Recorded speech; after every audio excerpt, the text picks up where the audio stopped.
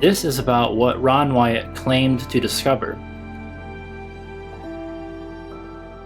And he claimed to discover many things. If you're familiar with him, you know that he's made some pretty big claims, and if you're not familiar with him, this might be a bit of a shock for you, because some of the things that he's found should be known in the entire world of Christianity. Some of the things that he's found has been verified by multiple witnesses, yet they're not talked about. I think the reason they're not discussed in the Christian circle and in Christian churches is, number one, we live in a Laodicean dead church age. It's lukewarm. It doesn't care about the Bible or God. Number two, I think one of the issues is that he is a Seventh-day Adventist, and that scares people away from bringing him up. That scares away pastors and teachers from even mentioning his name, because he's a Seventh-day Adventist. Now, I don't give a rip if he's a Seventh-day Adventist. I'm going to look at what he actually found, and I'm going to look at if he actually found it or not.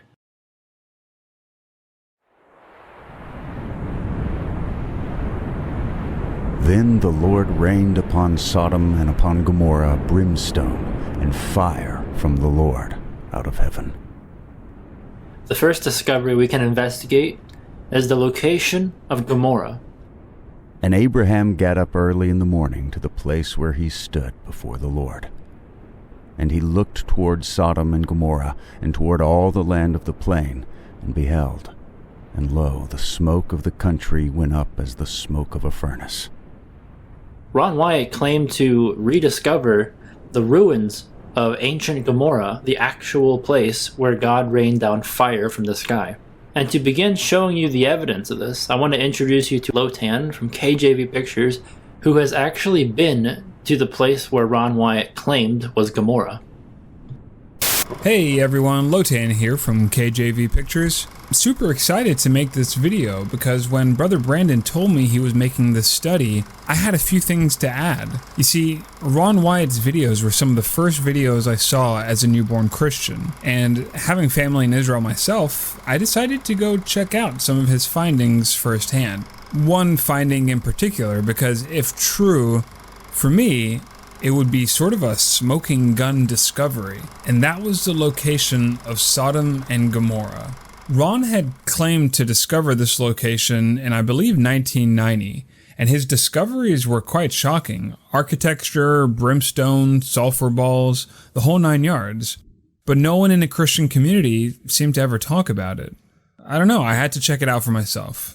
So I went on his website, and using only this map, I made my way to the supposed location of Gomorrah.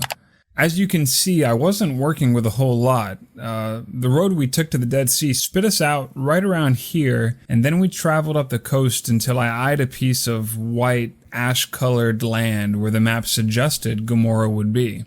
There was no parking lot or anything, no tourists, or anyone for that matter, just a two-way road up and down the coast of the Dead Sea. So we pulled the car over and just started walking. Right away, a large ziggurat-type structure greeted us. Hey, look, it's me. You can see from the picture that this is still the entrance of the city because you can still see desert plants. And we know from Deuteronomy that no grass or seed will ever take root there.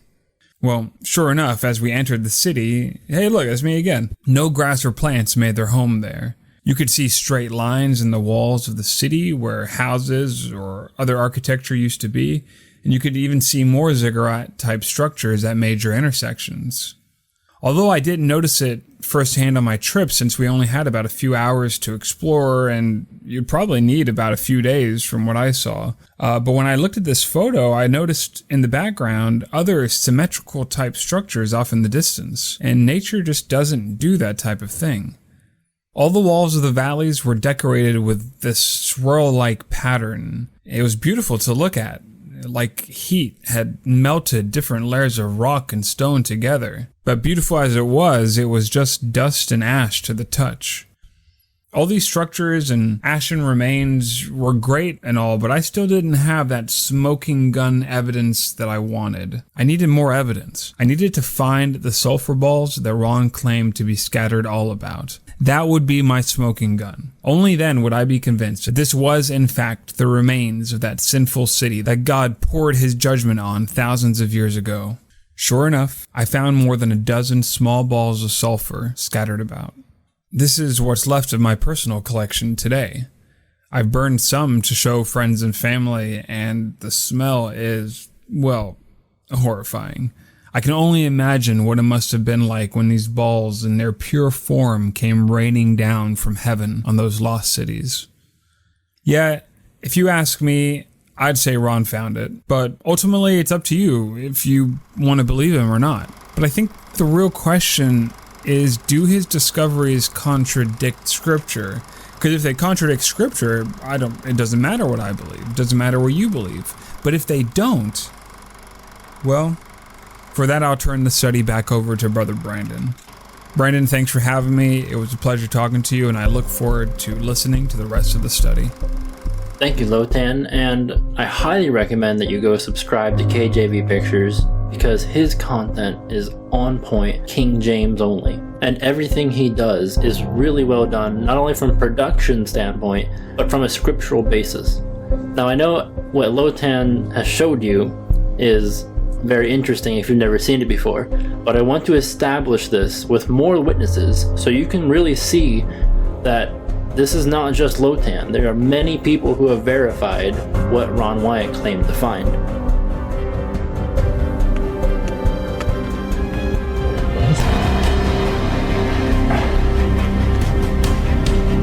That's a good sized one. Still going. That's sulfur. That'll burn right now. Just put a lighter to it and it'll burn until it's gone. Pretty neat stuff. We're gonna set it on fire so everybody can see it burn. See it turning yellow, and it starts melting, turning black. Watch, and it's burning. Still burning. And pretty soon it'll start running down the wall.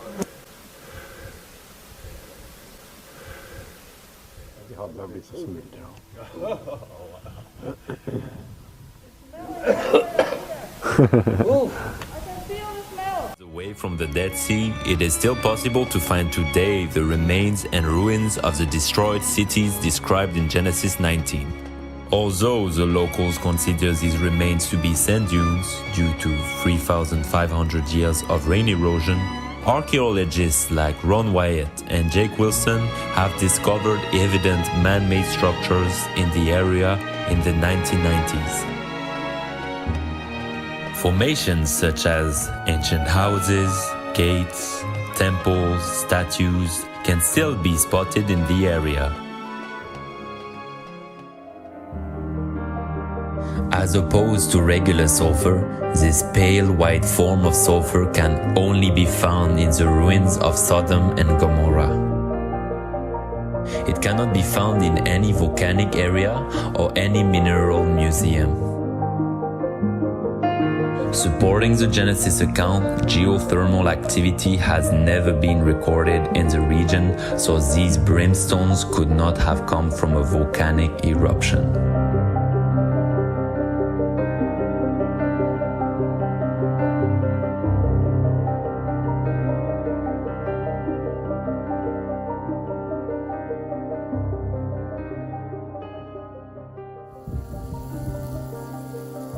Just one touch. I didn't even see the sulfur on my finger. Look at this blister. It was so hot, it was indescribable.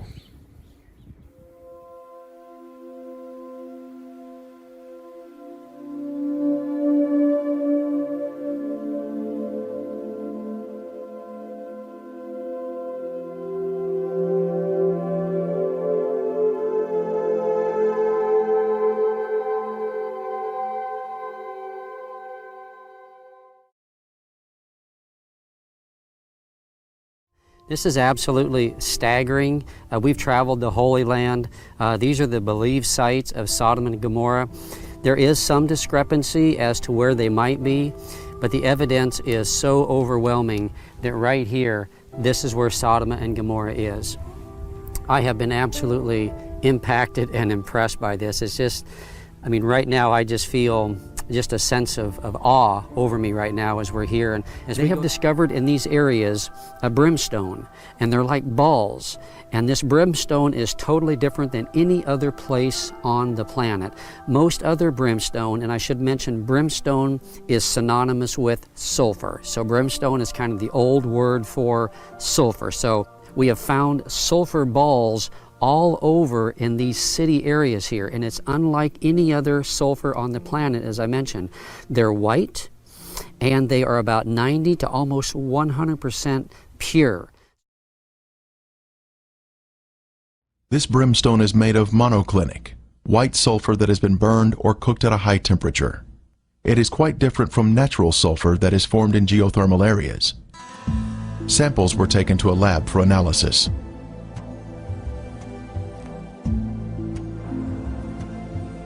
Each specimen was carefully separated and prepared for testing, with the outer portion cast aside.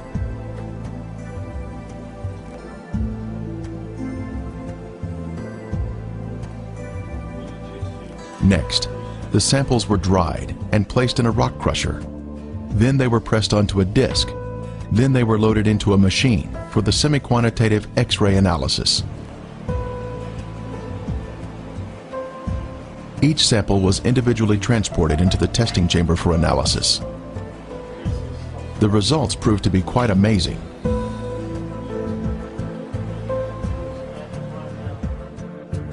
As the samples were found to be 98% pure sulfur, unlike any other sulfur found on Earth.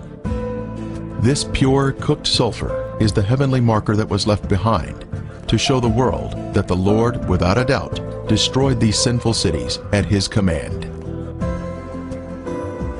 Critics have said that the sulfur is from volcanic activity, but that type of rhombic sulfur is only 40% sulfur and is of a crystalline form, unlike the white, compacted monoclinic form that is found in the ashen cities today. Here is a round piece of brimstone embedded in a section of ash.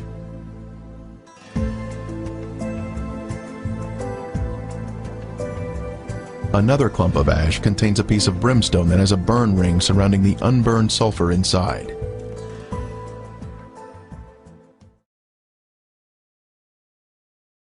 Considering the Bible describes this as being once like an Edenic area, you see nowadays it's just completely dead. As we are told, happened to this place that was judged. Today it's completely dead. Nothing is growing here.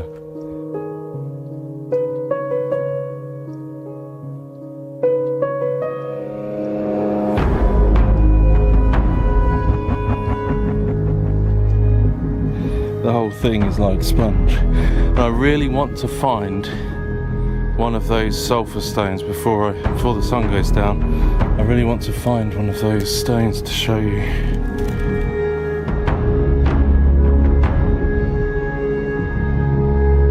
That is not a normal shape. That doesn't look natural at all. That is definitely seems to be a man-made shape. And is this not enough evidence for people to find all of these man-made looking structures, ashen remains, crumble in your hands, in the location where we're told in the Bible as evidence of God's judgment, as described by Josephus, historian, but then also finding circular, almost pure sulfur balls in the middle of the ash, in the middle of the walls and the shapes of the buildings. Is this not enough evidence for us to see that A, the Bible is true, and B, God is a just God and we need a saviour? Because sin requires punishment. Sin brings on the wrath of God, and this place is the evidence of the wrath of God, a holy God who is righteous and true, and this place was very rebellious.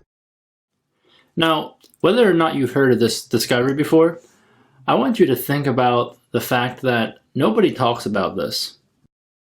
Why is this information so suppressed? Something that Lotan said that that resonates with me is there was nobody there.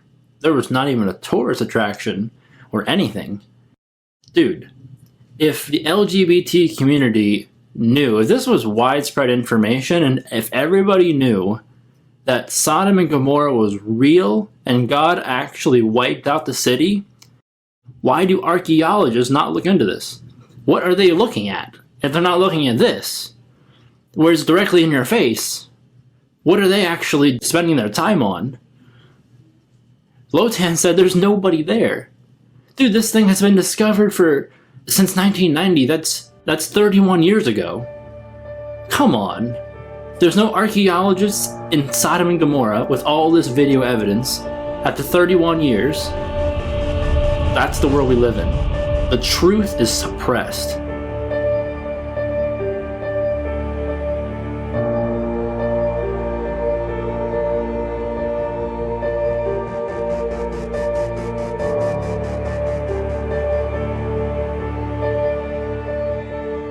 Everyone that doeth evil hateth the light, neither cometh to the light, lest his deeds should be reproved. But he that doeth truth cometh to the light, that his deeds may be made manifest, that they are wrought in God. So the world won't share it. The Christians won't share it because when they point it back to Ron Wyatt, they'll say, oh, Seventh-day Adventists, we'll get everybody entangled into this false doctrine of Seventh-day Adventism. So the Christians don't share it, the world doesn't share it, and it just sits there. If you're interested in watching any of those videos that I just gave you a sample of in full length, I'll put the links in the video description of this video. Feel free to research those and watch those on your own time. They're all really, really good. Some of those documentaries are very informative. And keep in mind, as you watch all these, that none of these documentaries would even exist if God did not use this one man to bring them to light.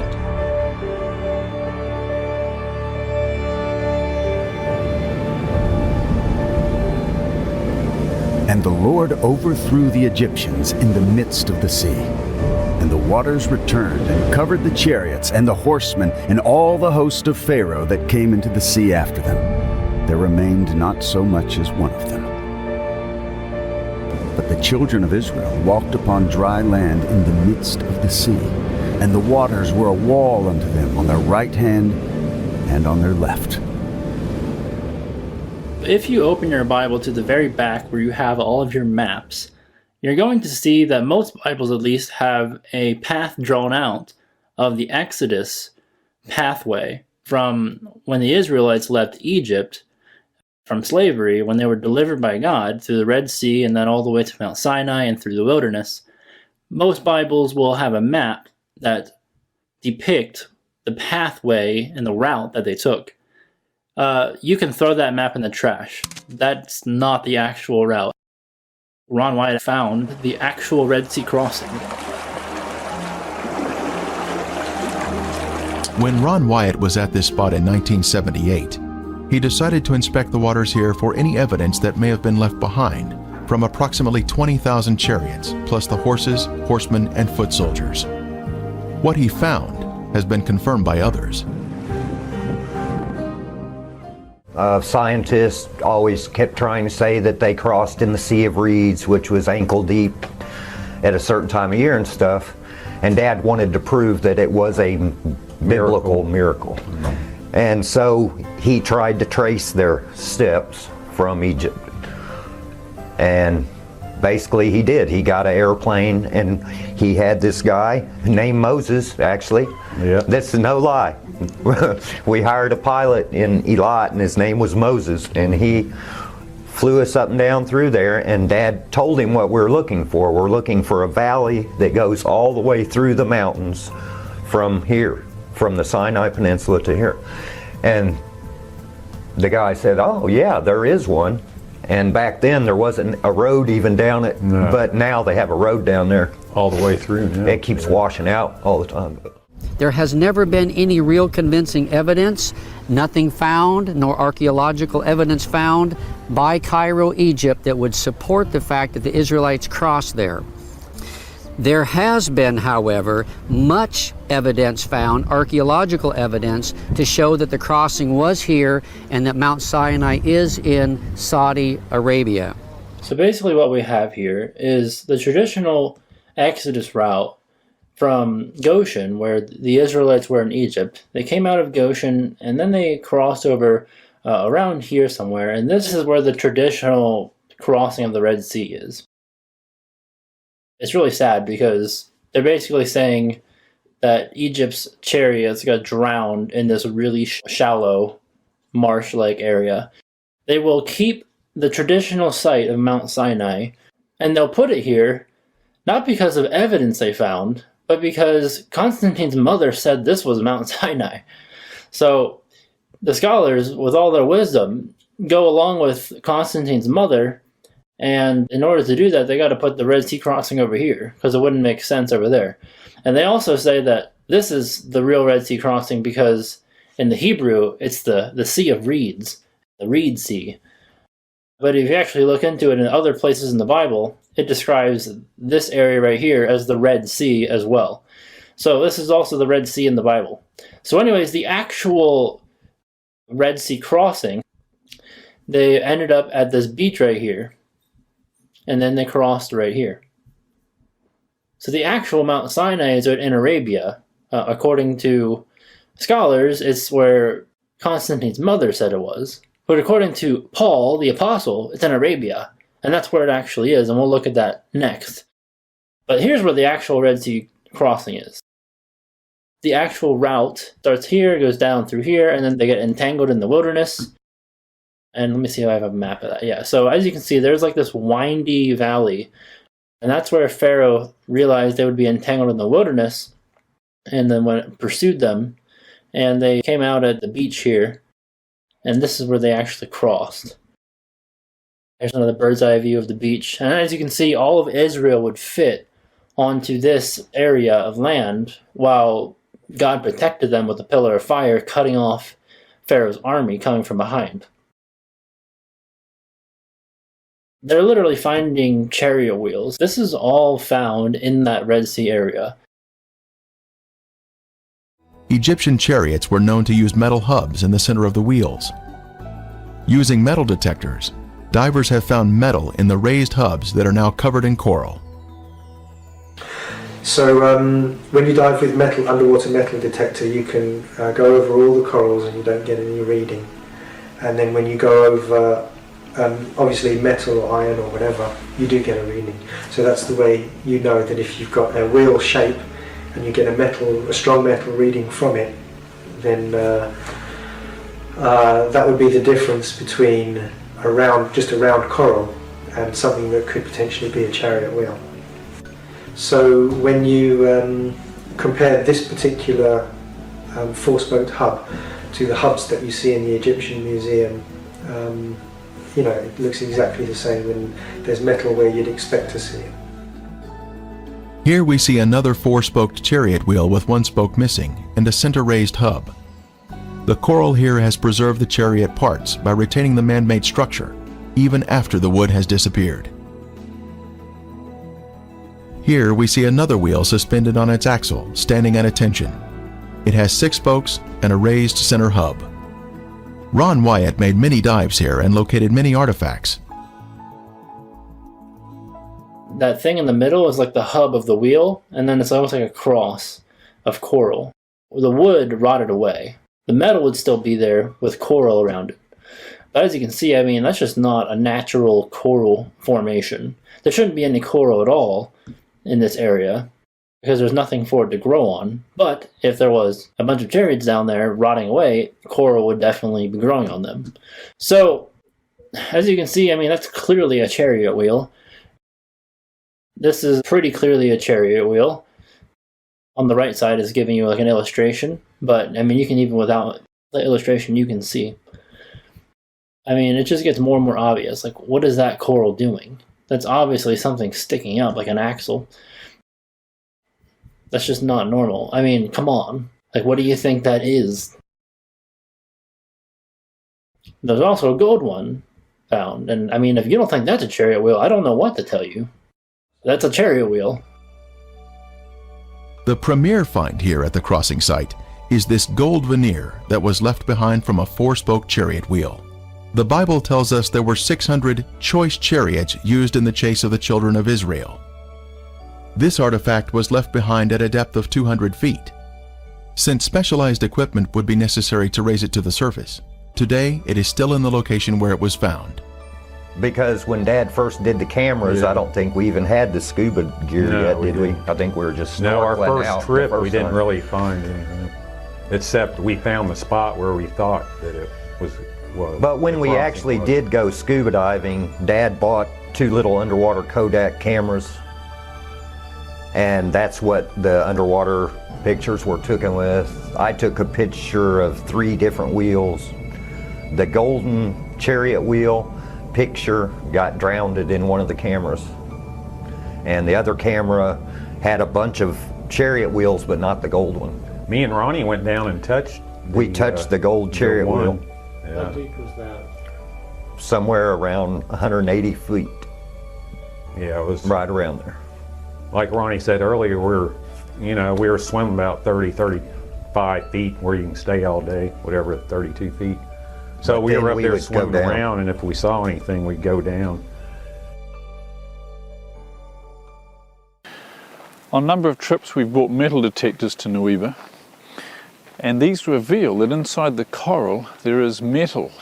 That would be consistent with what we'd expect from finding remains of the Egyptian army. Now, some people have asked, well, if that's the case, why don't you just bring up artifacts, some of this coral that contains this metal? There's a very simple reason for that. As you can see on the sign, it's strictly forbidden to touch or remove any coral in the Red Sea. So for us to do so would be violating Egyptian law. Further south in the Gulf of Aqaba, you can see that things have been washed up on the land, like sea stars, corals, and other things twisted into one another, like a disastrous whatever. Like a washing machine has been treating the material, so to speak. And also in that kind of material we can find bronze. And bronze is a metal that's made by humans, so it's not a natural one. You can see how rugged these mountains are. And much of the Gulf of Aqaba is just as rugged underwater. So if God had parted the water with the underground terrain looking like this, it would have been impassable. There are 2,000 meter high mountains around the Gulf of Aqaba. There are 2,000 meter deep waters in the deepest section. Huge falls from the peaks to the bottom. You can ask the question, how can we cross the seabed? I mean, we just take away the water. We don't talk about the water. But how can you just cross? First, you could not have any mud on the seabed. You need a solid ground. Horses should be able, full speed, going across that material, whatever the material is. In the middle of the Gulf of Aqaba, there is a shallow section, relatively speaking, shallow. And the interesting thing is that the downhill slope and then the uphill slope on the other side is within the criteria for wheelchairs in the US. You know, it can't be too much uphill or downhill with a wheelchair because it's too much work, so to speak. So the downhill slope and the uphill slope is within these limits. That's a scientific statement. This is the Wadi-Watiya. This is the canyon that connects the Sinai Desert to the Red Sea. And you can see these very rugged mountains. If you're walking down this canyon, you've got to follow it all the way. You can't go left or right. We find in Exodus chapter 14 verse 3 a description where Pharaoh would say the children of Israel are entangled in the land, the wilderness has shut them in. That's a perfect description of this wadi leading down to the Red Sea.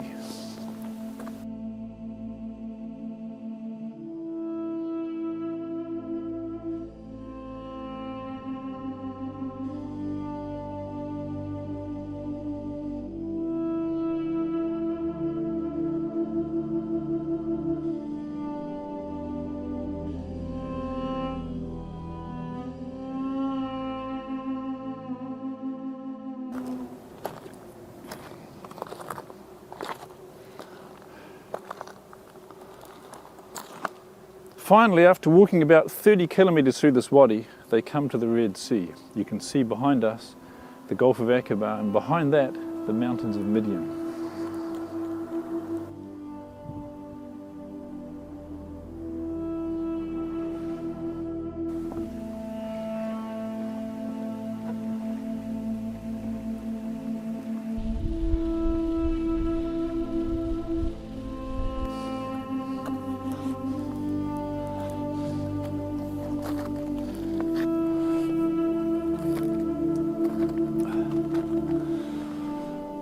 Josephus described the mountains around the Red Sea crossing site as impassable by reason of their roughness.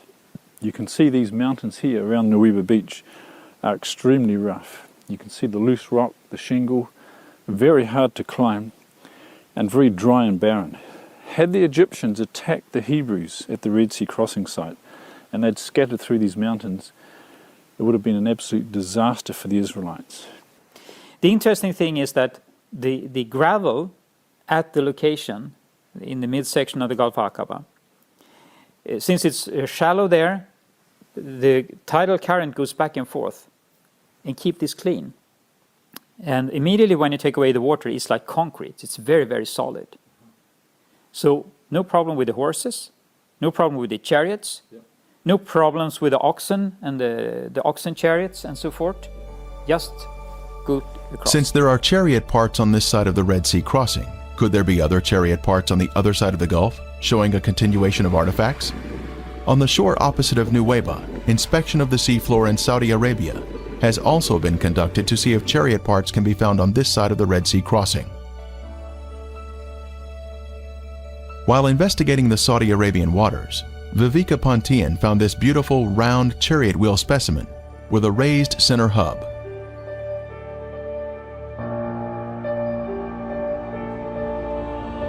This is confirmation of the chariot parts continuing to the other side of the crossing site, opposite Nuweiba. They also found a human femur bone, possibly a human rib cage, which is really hard to see, and a horse hoof. Horses are not on the Sinai Peninsula today, so okay then, where did that come from? Why is that in the Red Sea crossing? So I think there's enough evidence here to easily conclude that this is the actual Red Sea crossing, and as we'll see in a moment here, this is definitely the Red Sea crossing because Mount Sinai is on the other side of it.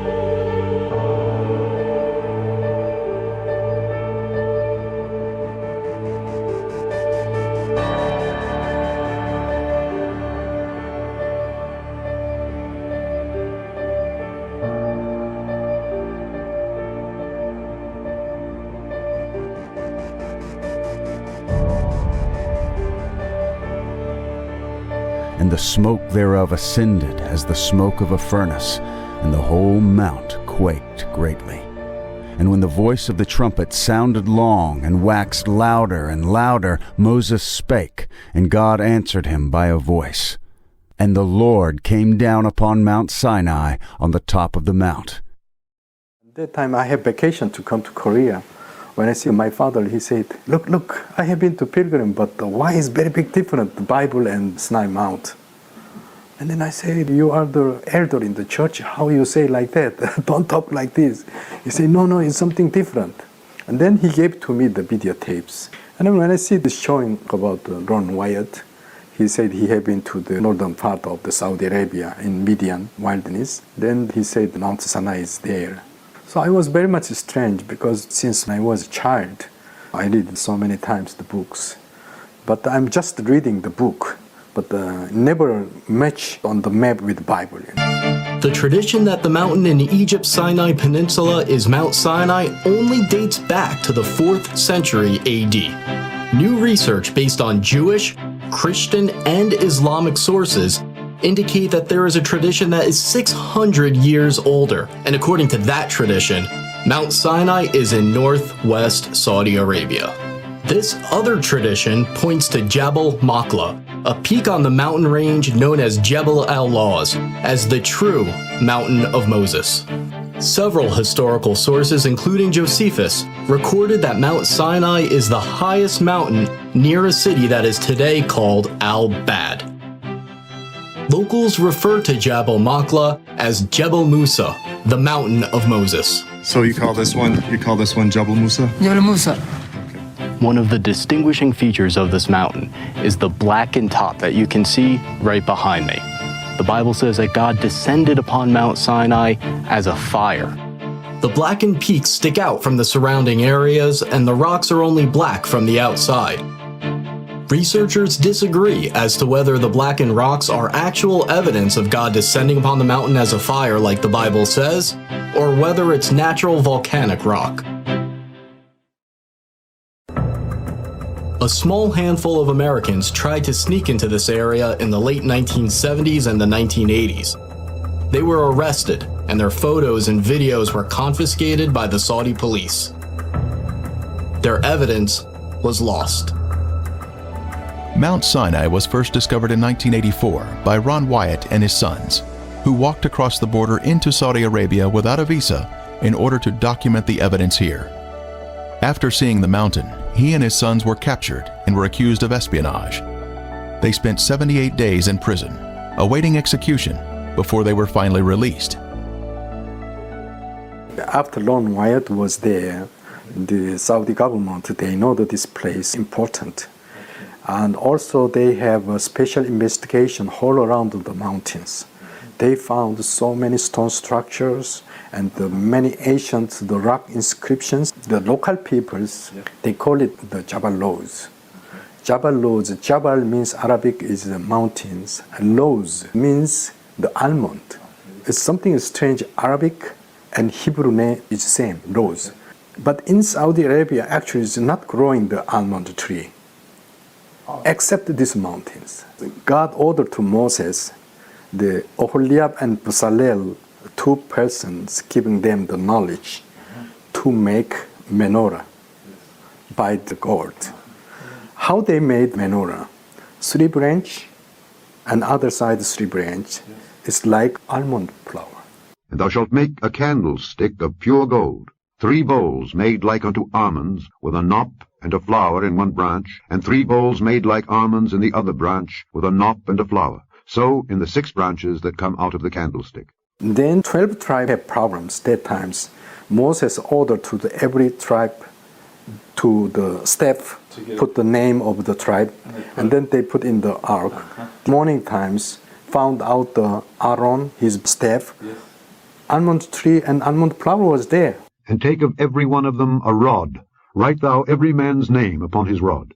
And thou shalt lay them up in the tabernacle of the congregation before the testimony, where I will meet with you.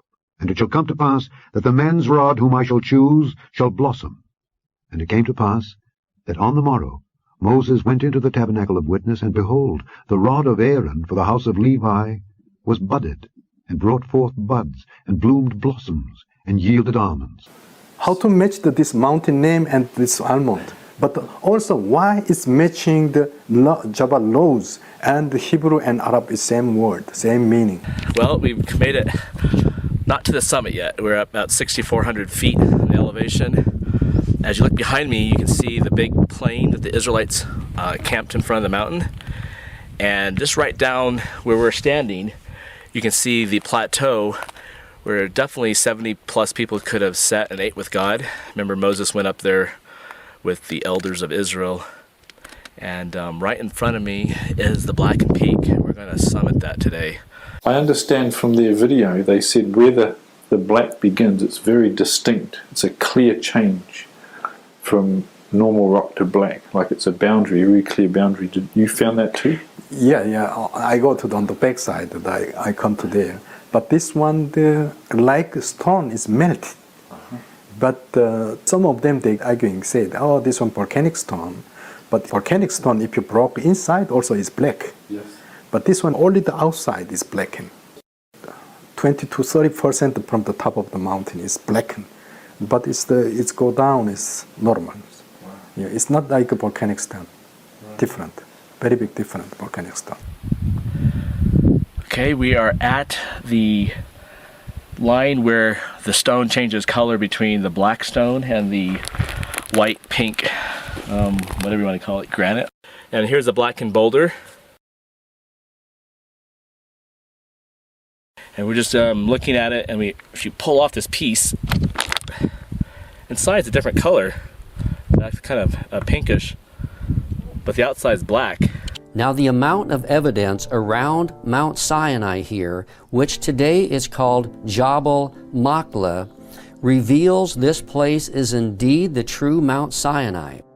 It is all quite convincing, so let's now look at all of the evidence here at this Mount Sinai, which is known again as Jabal Machlah.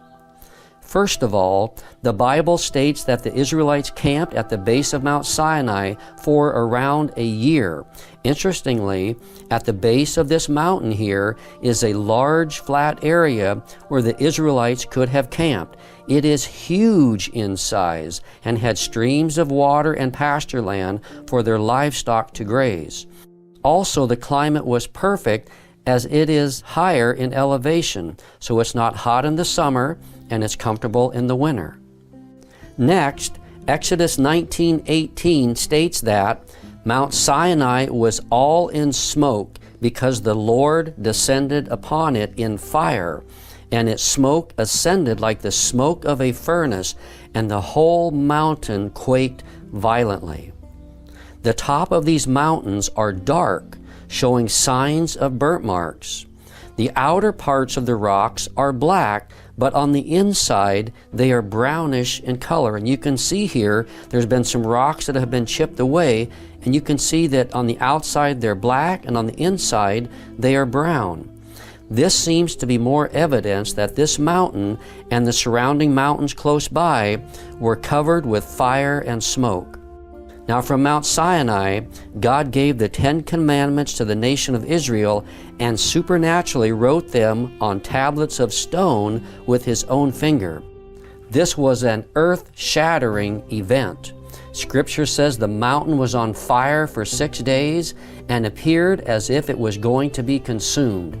And the Israelites who saw this were terrified as they beheld everything that took place. The Bible also speaks about how Moses and 70 elders of Israel went up the mountain to worship God. The elders were to stay at a distance from Moses and could only go part way up. Interestingly, there is a natural plateau part way up the mountain where this event could have happened. Another piece of strong evidence is that at the base of this mountain an altar has been discovered. This would match what Scripture states in Exodus 24:4 and 5. And Moses wrote down all the words of the Lord. Then he got up early in the morning and built an altar at the foot of the mountain with 12 memorial stones for the 12 tribes of Israel. And he sent young men of the tribes of Israel, and they offered burnt offerings and sacrificed bulls as peace offerings to the Lord. Now at the very base of this mountain are extensive remains of an altar and a complete system for animal sacrifice. There are corrals where the animals would have been kept and an altar at the front of it. There have also been discovered animal bones here underground. Scripture also refers to 12 memorial stones or pillars for the 12 tribes of Israel. Interestingly, there are stones by this altar that perfectly match the biblical record. The Saudi locals say that in the past, these stones were much more evident and could be seen much more clearer, and that the platform was more intact as well. Also, Ron Wyatt documents having found one of the pillars that had Hebrew writings on it. It's quite fascinating that everything here matches perfectly the biblical account of this event. Near the altar of Moses and the 12 pillars, Moses read to the Israelites the Book of the Covenant, and they agreed to it. This means that Moses probably had a spot right above the altar that served as a stage to address the Israelites. Now, just above the altar of Moses is a large platform from where Moses could have easily spoken to the Israelites when the covenant was made. It provides a natural place from which to speak, and the Saudi locals talk about how sound travels here like a natural amphitheater. Another fascinating discovery at the base of this mountain is the altar upon which Aaron set the golden calf, and all Israel worshipped before it. On the top of these rocks is the main rock that shows a flat spot where the golden calf might have been placed for all Israel to see. Below the rocks is where Aaron would have made an altar to this golden calf. Now Exodus 32 provides all the details. It says, "Now when the people saw that Moses delayed in coming down from the mountain, the people assembled about Aaron and said to him, 'Come, make us a god who will go before us. As for this Moses, the man who brought us up from the land of Egypt, we do not know what has become of him.' Aaron said to them, 'Tear off the gold rings which are on the ears of your wives, your sons, and your daughters, and bring them to me.' Then all the people tore off the gold rings which were on their ears and brought them to Aaron.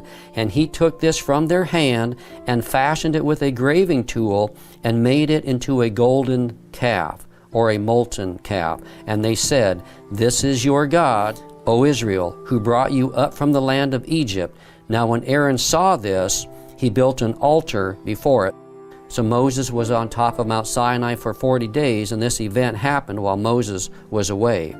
Now interestingly, this golden calf was a representation of the Egyptian false god Hathor. It was one of Egypt's main gods. You can see images of this false god that look very similar to the paintings on these rocks here. There are also many other inscriptions on these rocks as well. Now, worship of this false god Hathor consisted of dancing, drums, and sexual promiscuity, and this is exactly what the Israelites were doing while Moses was away. This altar, interestingly, is fenced and gated like other archaeological sites at the base of this mountain by the Saudi government. However, over the past several years, the Saudi government has opened up these sites to tourists, and you can now go there easily and see these places for yourself. Additionally, many artifacts and discoveries have been found in this area that give great evidence that this mountain is indeed the true Mount Sinai. Now, after the golden calf incident, when Moses returns back to the base of the mountain, it says in Exodus 32:20, what Moses did with this golden calf. It says, "Then he took the calf which they had made and completely burned it with fire and ground it to powder and scattered it over the surface of the water and made the sons of Israel drink it." At the base of this mountain there is a stream which forms a small lake. So this place provides the water that would have been necessary for this event to have happened here. There are also around this small lake a number of wells that have been discovered as well. So this area was a main water source. A stream came down from the mountain here, and it was a main water source. There was another stream as well just to the north. So there was plenty of water in this area for these events to take place and for the nation of Israel to have used during their time at the base of Mount Sinai. Also, after the golden calf ordeal, God ordered the Levites to kill those who had been involved in the worship of the golden calf. In Exodus 32:28, we see that 3,000 died as a result. Now, with this being the case, there should be a mass graveyard site close by to this area. Interestingly, we find a site about 4 to 5 miles north that fits exactly this biblical event. There are thousands of standing stones that appear to have been used as grave markers in this flat plain. This area is also fenced off by the Saudi government and declared as an archaeological site. Also, close by to this mountain, there has been found a menorah painting which gives evidence that the Israelites were in this area. What I know, the oldest menorah was AD 70, Roman Titus. He took to the Rome, After that, they don't found the oldest menorah up to today. But what I found, this menorah inscriptions is very old. Why? Around this menorah inscriptions, there is so many old letter was there. This old letter is very similar Hebrew letters. and call it maybe Talmudic. Talmudic, it means BC 13 to BC 15. Okay. It's almost Exodus times. Wow. This letter with menorah together here. Okay. So let me tell you, that place is Arabia. That place, why there is the Jewish mark on it there, and that place, why all the Hebrew letter is there. Unfortunately, this painting has been chiseled away in recent years, but older photos and documentation clearly prove its existence, and even what has been chiseled away shows the outline of a menorah. We also know that God gave to Moses, while they were at the base of Mount Sinai for about a year here, the design of the tabernacle, and that it was erected at the base of the mountain. Now, we don't have any evidence of this tabernacle as being here, as it was mobile in nature. However, by taking into consideration the location of the mountain and the lay of the land, there is a place here that would be the natural location for it to be. It is flat, close by to the altar of Moses, and at the base of the mountain. Now, the Bible mentions how the prophet Elijah traveled to Mount Sinai and stayed in a cave there after his powerful confrontation with the 850 false prophets of Baal and Asherah on Mount Carmel, as found in 1 Kings 19. At this confrontation, supernatural fire came down from the Lord and consumed the altar and everything on it. Then Elijah traveled to Mount Sinai and stayed in a cave. At this cave on Mount Sinai, God spoke to Elijah and strengthened him. Interestingly, on the side of this believed Mount Sinai is a large cave that perfectly matches Scripture and where Elijah could have stayed. This cave is known as the Cave of Elijah. It is also the only large cave in this area of mountains. There are also many other evidences that can be found around Mount Sinai that support it as the true location of Mount Sinai.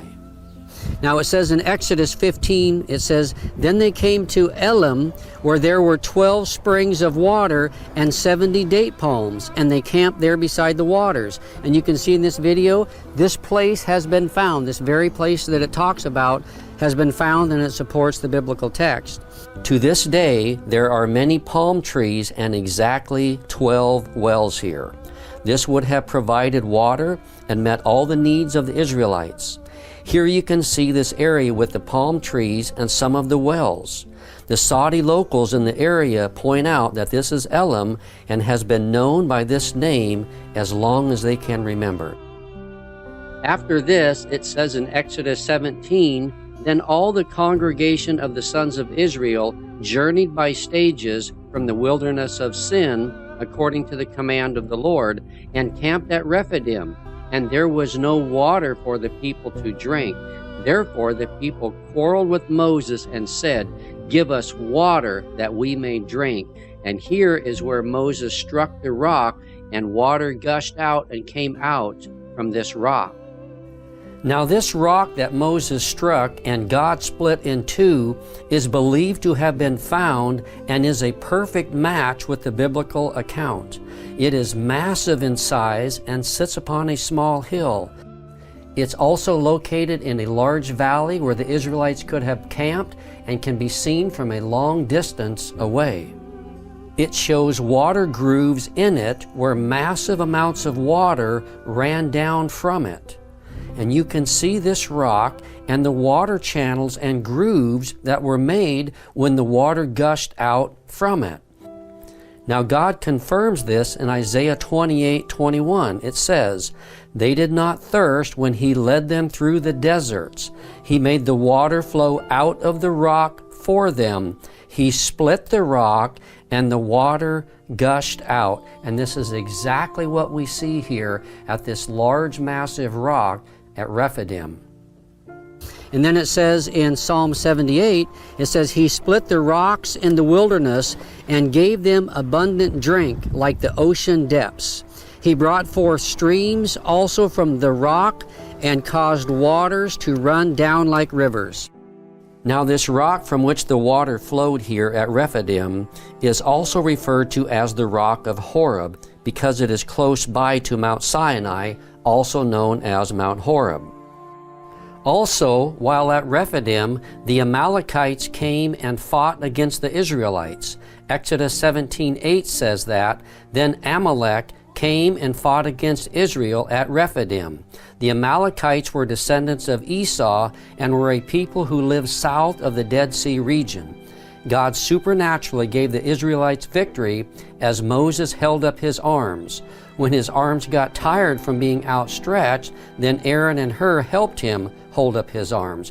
And by doing so, the Israelites were victorious over the Amalekites.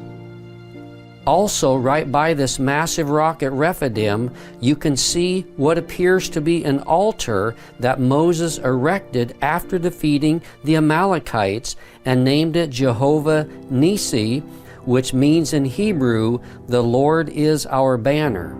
This altar is located right beside the rock Moses struck where the water gushed out for the Israelites to drink. Now there are also some other amazing discoveries in this area that are fascinating to see and give more evidence that this area was traversed by the Israelites. Ryan Morrow, who recently visited this area and produced an excellent documentary called Finding the Mountain of Moses, the real Mount Sinai in Saudi Arabia, says some of the following information. He says the name of Rephidim means place of rest. Hebrew inscriptions that have been found in this area have been interpreted to say place of rest, the definition of Rephidim.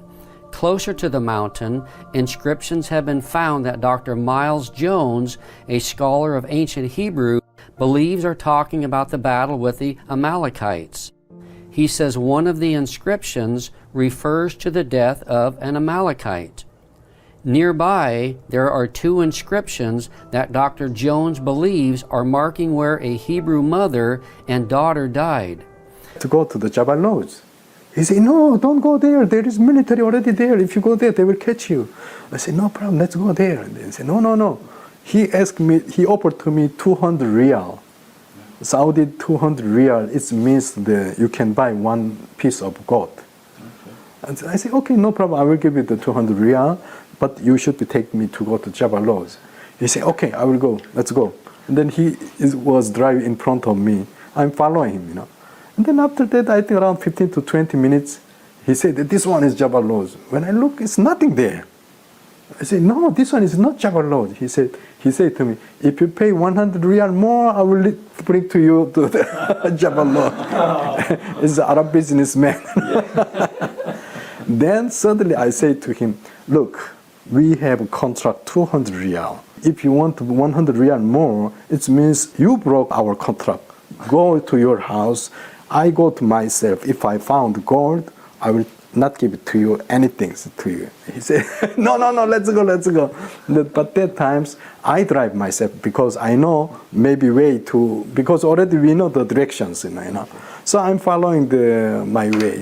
And I will tell you, Saudi, the sky, there is no cloud because no rain, But I found the big black cloud is touched the top of the mountains. Okay. So I thought maybe if I go there, place will be Jabal Lodge. We are far away, but we know the direction because it's like a signal, So I'm following, but the crowd is always moving, depends on the wind, But this one is not move. He touched the top of the mountain and slowly it's coming down. It's like the cloud pillar, And then I follow. The last moment when I arrived, that mountain was the Jabal Lodge. Wow. So that's how you found it, like God put a cloud there. Yeah. Wow. And then I stopped there. When I come out, suddenly on my back sunshine. But this black cloud completely covered all around the mountains. Wow. From inside, start lighting, tendering, like God appeared 3,500 years before. Wow. I was afraid, really. This is your first trip there? Yeah, first trips. Wow. And suddenly I fall down. I start to pray to God. The rain dropped on my body. And you know, the tender, the sound inside the mountain is huge. You feel like earthquake also shaking the ground. I was afraid that some stone is falling down from the mountain. And tendering and writing. After that, I was afraid, you know, pray to the God, please, we are the sin, you know. You know, the more than 50 years old, you know, what I did before. So I started to think about everything is pull it out to God. And then all my family afraid to inside the car. And the Bedouin also, they afraid in the car. I pray and pray. And suddenly I feel something, you know, very quiet. When I look, and the whole cloud is gone, suddenly, and sunshine again. And Bedouin, he come to me, hey. I say, why? Maybe the writing, you ever happen something like this? And then I asked him, did you see something like this happen? He said, he's almost 80 years old. He said, I never seen all my life. Wow. And this time is not the raining season. Yes. Why is something happen like this? I say, I don't know. If this is Mount Sinai, this is very significant. Mm-hmm. So why hasn't the archaeologist gone there and investigated this? No one can enter that place, archaeological area, or no one can excavations. So up to today, even there is, looks like a Bible, the stone structure is there, and 12 stone pillar is there, and Eliad cave is there. Everything is there. What is written like Bible, 100% is there. But now the Islam people occupied here. So who can go inside? Nobody can inside. Since AD 610, when Islamic occupied in this area, you cannot go inside. You want to go, but you cannot. You try to apply the official visa for the excavation in this place. You think they will release visa to you? No. If the Mount Sinai was open place, like Egypt, or if the Mount Sinai was in the America, or somewhere, it will be destroyed everything. Yes. Like the Jerusalems. Yeah. But this one, 3,500 years, he protect himself. So many tribes, so many generations, and come and go, but he keep it long time in the desert. Nowadays, last day before the Jesus coming, very few selection people bring to show this place, to show them where is the real Mount Sinai. Let me tell you, Jesus times, he did a lot of things. Sometimes you don't know how to work, but the Jesus, when he wake up, he suddenly work. The blind, he open eyes. Dumb, he can talk. Like Nazareth, he was, after die 3 days, already start smelling his body, but he come out, he alive. But you think that times all the people, they believe that Jesus? No. Who believe? Weakness peoples, child, no power peoples.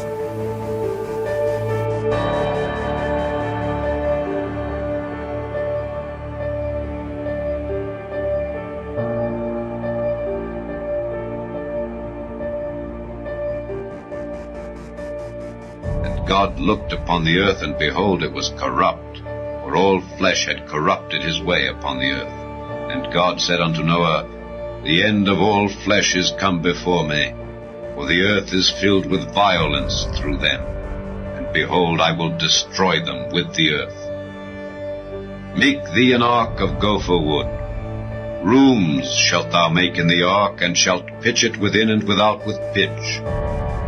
And this is the fashion which thou shalt make it of.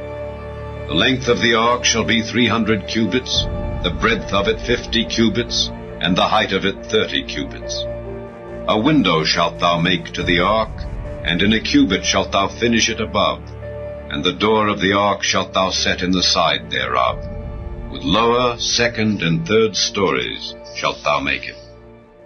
And behold, I, even I, do bring a flood of waters upon the earth, to destroy all flesh wherein is the breath of life from under heaven. And everything that is in the earth shall die. Yes, I've been studying archaeology and ancient history for a long time, and Old Persian, and I'm Jewish, and I was educated in the Old Testament, and I think it's important for people to realize that archaeologists and geologists have been in the Middle East for well over 100 years using modern methods. Many of them are dedicated Christians and Jews and Muslims, all of whom believe in the Old Testament. And the reason why none of them think that Noah's Ark could be on Mount Ararat is because, from what we know of modern science, it would take Mount Ararat being, 13,000, 14,000 feet, it would take such a huge flood to place an ark there that the flood would leave signs virtually all over the Middle East, and there are no signs whatsoever of such a huge flood. There are small local floods in, Sumer and Eridu and Kish and places like that, but virtually no signs, no geological signs of a flood. Mr. Wyatt? Okay, I appreciate your observation there, sir.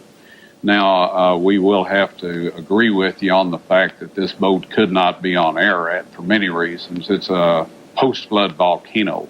There's glaciers with the associated glacier flow, and the Bible specifies that the ark landed in mountains, plural, of Urartu, and that was quite a large empire out there.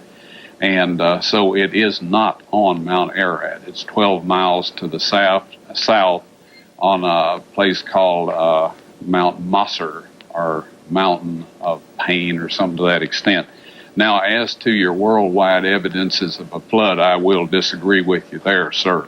There is evidence of worldwide flood because of marine fossils at the Cretaceous level. Everything, and that's a roughly average of 7,000 feet around the globe, and everything above that is obviously upthrusted material. And so when you say that these people all agree, I have to agree that the predominance of people in this type of research say this, but sadly they are quoting the textbooks that they studied in school, and they have not done field archaeology on this, or they would not say that. On June 20th, 1987, in the mountains of Ararat, Turkey officially recognized the discovery of Noah's Ark. Located on a mountainside about 15 miles south of the volcanic Mount Ararat, the remains of the massive ship were dedicated during a special ceremony.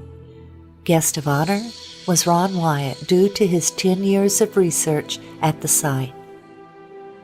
The story began in 1957 during the Cold War, when aerial photos taken of eastern Turkey while searching for Soviet missile bases revealed a strange boat-shaped formation in the mountains about 6,300 feet above sea level. Life magazine reported on the story after an expedition from the United States went to the site in 1960. Blowing holes in the strange formation, the members of the team came away with the conclusion that there was nothing there of any archaeological interest. Ron Wyatt, like many others, read the story, but he was of the opinion that the site needed further exploration. There had been many claims of seeing Noah's Ark on the volcanic Mount Ararat, but Ron knew that it was a stratovolcano, and he believed that nothing would have been able to survive there. He noted the biblical account of the location of the ark. And the ark rested in the 7th month, on the 17th day of the month, upon the mountains of Ararat. On Ron Wyatt's first trip to the region in 1977, he didn't know where to begin searching, and he only had 3 days in the area. We were looking at all these mountains we were going through, and Dad realized, he's like, guys, you see how rugged this place is? He said, do you know that we have no clue as to what direction to look in once we get there? And we're like, yeah, because we didn't have the map coordinates. We had nothing except the picture in the book and, the area of where it was around Mount Ararat that it was taken. And so we were becoming real skeptical on whether we were going to get to see anything this trip. And then once we got off the train, we hired a cab to take us in to Dugabazit, the town close to Mount Ararat. And while we were driving, it was at night, and Dad said, guys, he quoted the scripture, and so Dad said we should all say a prayer that God help us know which way to look. And we basically all three just said a separate prayer, bowed our heads and said a separate prayer in the car silently. And just a few minutes later, the car died, and everything went off. The headlights, the engine shut off, everything. So he had to immediately pull over because it was night and you couldn't see. And so he got up under the hood and looked, and he couldn't find anything wrong, didn't know what was wrong with it, and he just goes like this. He couldn't speak much English, so he just goes, you know, and he sits back down in the car and tries it, and it starts back up. Well, during that time, Dad said, hey, you know, we just got done saying that prayer, and then the car died. He said, just in case that was God's answer in our prayer, let's pile up a big pile of rocks here on the side of the road to mark where this car stopped. Okay. So we did it, and then the car started back up, and we hopped back in and went on down the road, and it did it again. Everything, lights and everything shut off again. And we're like, oh man, you know. Mm-hmm. And Dad said, well, you know, let's pile up another pile of rocks here. And so we did that, and then sat there a few minutes, and the car started right back up again. And just went a few more miles, and it did it again the third time. And by then, my dad was a little skeptical. Even he said, well, guys, I think the car's probably just messed up. Yeah. He said, but just in case, let's pile up another big pile of rocks here, just in case this is something, you know. And so we all figured, well, yeah, the car's just breaking down. Yeah. And so then after that, the car started right back up, and we drove on into town and got our hotel room. Yeah, and no trouble. Yeah, I got the hotel room. Then the next day, I guess we got a cab, and he took us out. It was somebody from the village around there. He was our guide, actually, and he took us out, and we found the pile of rocks, the first pile, and I guess we went to the first pile, because we had 3 piles there. I think we went to the first one first and walked out. You know, it was hot. We had a canteen, ended up having a hole in it. So, yeah, we drank what water we could before it all emptied out. Yeah, so we all drank it so it wouldn't just... Yeah, we all got sunburnt in that, but we found the anchor stone, which we had never seen one. Dad had seen some in pictures, some smaller ones, but nothing that big. So he kind of knew what it was. And there were 8 crosses on the anchor stone? Yeah, 8 crosses on the anchor stone. Yeah, the next pile. Did the next one go to the village and the house? Yeah, the next pile of rocks went to Noah's. The house and the graveyard. Yeah. This photo was taken in 1977 by Ron Wyatt, showing the walls of Noah's home. Since then, all the walls have been torn down by local treasure seekers. In the front yard stood this large tombstone. On the tombstone was a drawing of 8 people and a boat on a wave. The second largest person was looking downward with their eyes closed. This indicates that this was Mrs. Noah's tombstone. After Mr. Wyatt showed this to someone, that person later hired others to exhume Mrs. Noah's 18-foot sarcophagus. And then the third pile was actually Noah's Ark, which was probably the first pile. Well, yeah, because we did it because backwards. We came back from it the opposite way. And it was amazing, because I had never in my life said a prayer and had an answer that definite, that quick, just knowing full well that, of course, that night we thought it was just the car breaking down, but the next day when we walked out and found that, we knew that it was, you know, because like I say, it was, the countryside was so rough, barren, We couldn't have found that. There was no way in the world we could have found it. We didn't even know to go to the right or left side of the road, or no idea. And so we pulled up on walked the side. straight out to him. But the factor that captured his interest the most was the length given in the Life magazine story, 500 feet. Most people were looking for a 437-foot Noah's Ark based on the Hebrew cubit. But Ron again went to the Bible to learn more.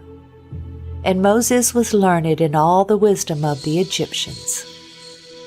Moses was the author of the Genesis account of the flood. He would have known the cubit of the Egyptians. The Hebrew cubit didn't come into existence until there was a Hebrew nation after Moses' death. The Encyclopedia Britannica stated, "The Egyptian cubit is generally recognized as having been the most ubiquitous or universal standard of linear measurement in the very ancient world. The royal cubit equals 20.62 inches." This would mean Noah's Ark was much longer than 437 feet. 17 years after the Life magazine article, Ron finally made the journey to Turkey. When he saw the boat-shaped object, he saw that it looked just like it did in 1960, and he knew he would need permission to excavate in order to learn anything about what was beneath the surface. So he returned home and enlisted a number of friends to help him pray for an earthquake to reveal more. In late 1978, he learned of an earthquake in eastern Turkey and returned in August of 1979. When he arrived, he was overwhelmed by what he saw. The earthquake had dropped the soil around the object, and a large crack extended the entire length. He could see what looked to him like the remains of decayed rib timbers along the now exposed sides. Also, he was able to measure the depth of the debris and measure the length. It was 515 feet, or exactly 300 Royal Egyptian cubits. He was now convinced. He carefully combed the surface, looking for evidence that it was a shipwreck. He saw what he believed were petrified structures of an ancient ship whose deck had collapsed. He saw what looked like deck joists and deck support timbers. In 1984, Ron met and became friends with Colonel Jim Irwin, the former astronaut. Colonel Irwin was searching for Noah's Ark on Mount Ararat, but he was very gracious and was interested in seeing the boat-shaped site. Ron had brought a metal detector to the site to see if there was a pattern of metal readings. In the presence of Colonel Irwin and others on his team, Ron employed the detectors. He found distinct metal lines down the entire length of the object, while no metal readings were obtained just outside of it. Ron asked Colonel Irwin, who had impressive scientific community connections, if he could have the strange specimen tested. Colonel Irwin sent the specimen to Los Alamos National Labs, where geophysicist John Baumgartner performed the analysis. The results of that analysis captured Dr. Baumgartner's interest. The specimen contained manganese, also titanium and aluminum, among others, and these were not in the form found in nature. Due to the sophistication of the metals, he questioned whether a missile had crashed on the mountainside and Ron had found the remains. The exciting evidences of the metal lines and the analysis of the specimens brought two new researchers into the work. Dr. Baumgartner and David Fassel, the marine salvage expert who knew all about ships and their construction. They both joined the team. Oh, look at that. Oh, well, wait a minute. Wait, let me get a close-up of that. Kind of, You want my hand in there for? Yeah, just to point at those little flakes of iron that are coming out, like right there. There and there. Huh. That's a strong reading.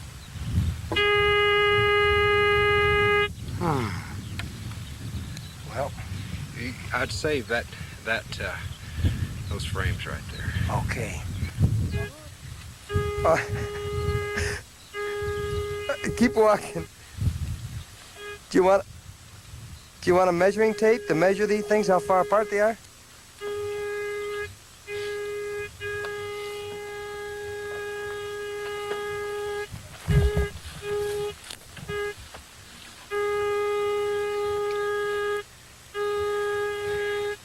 John, as a scientist,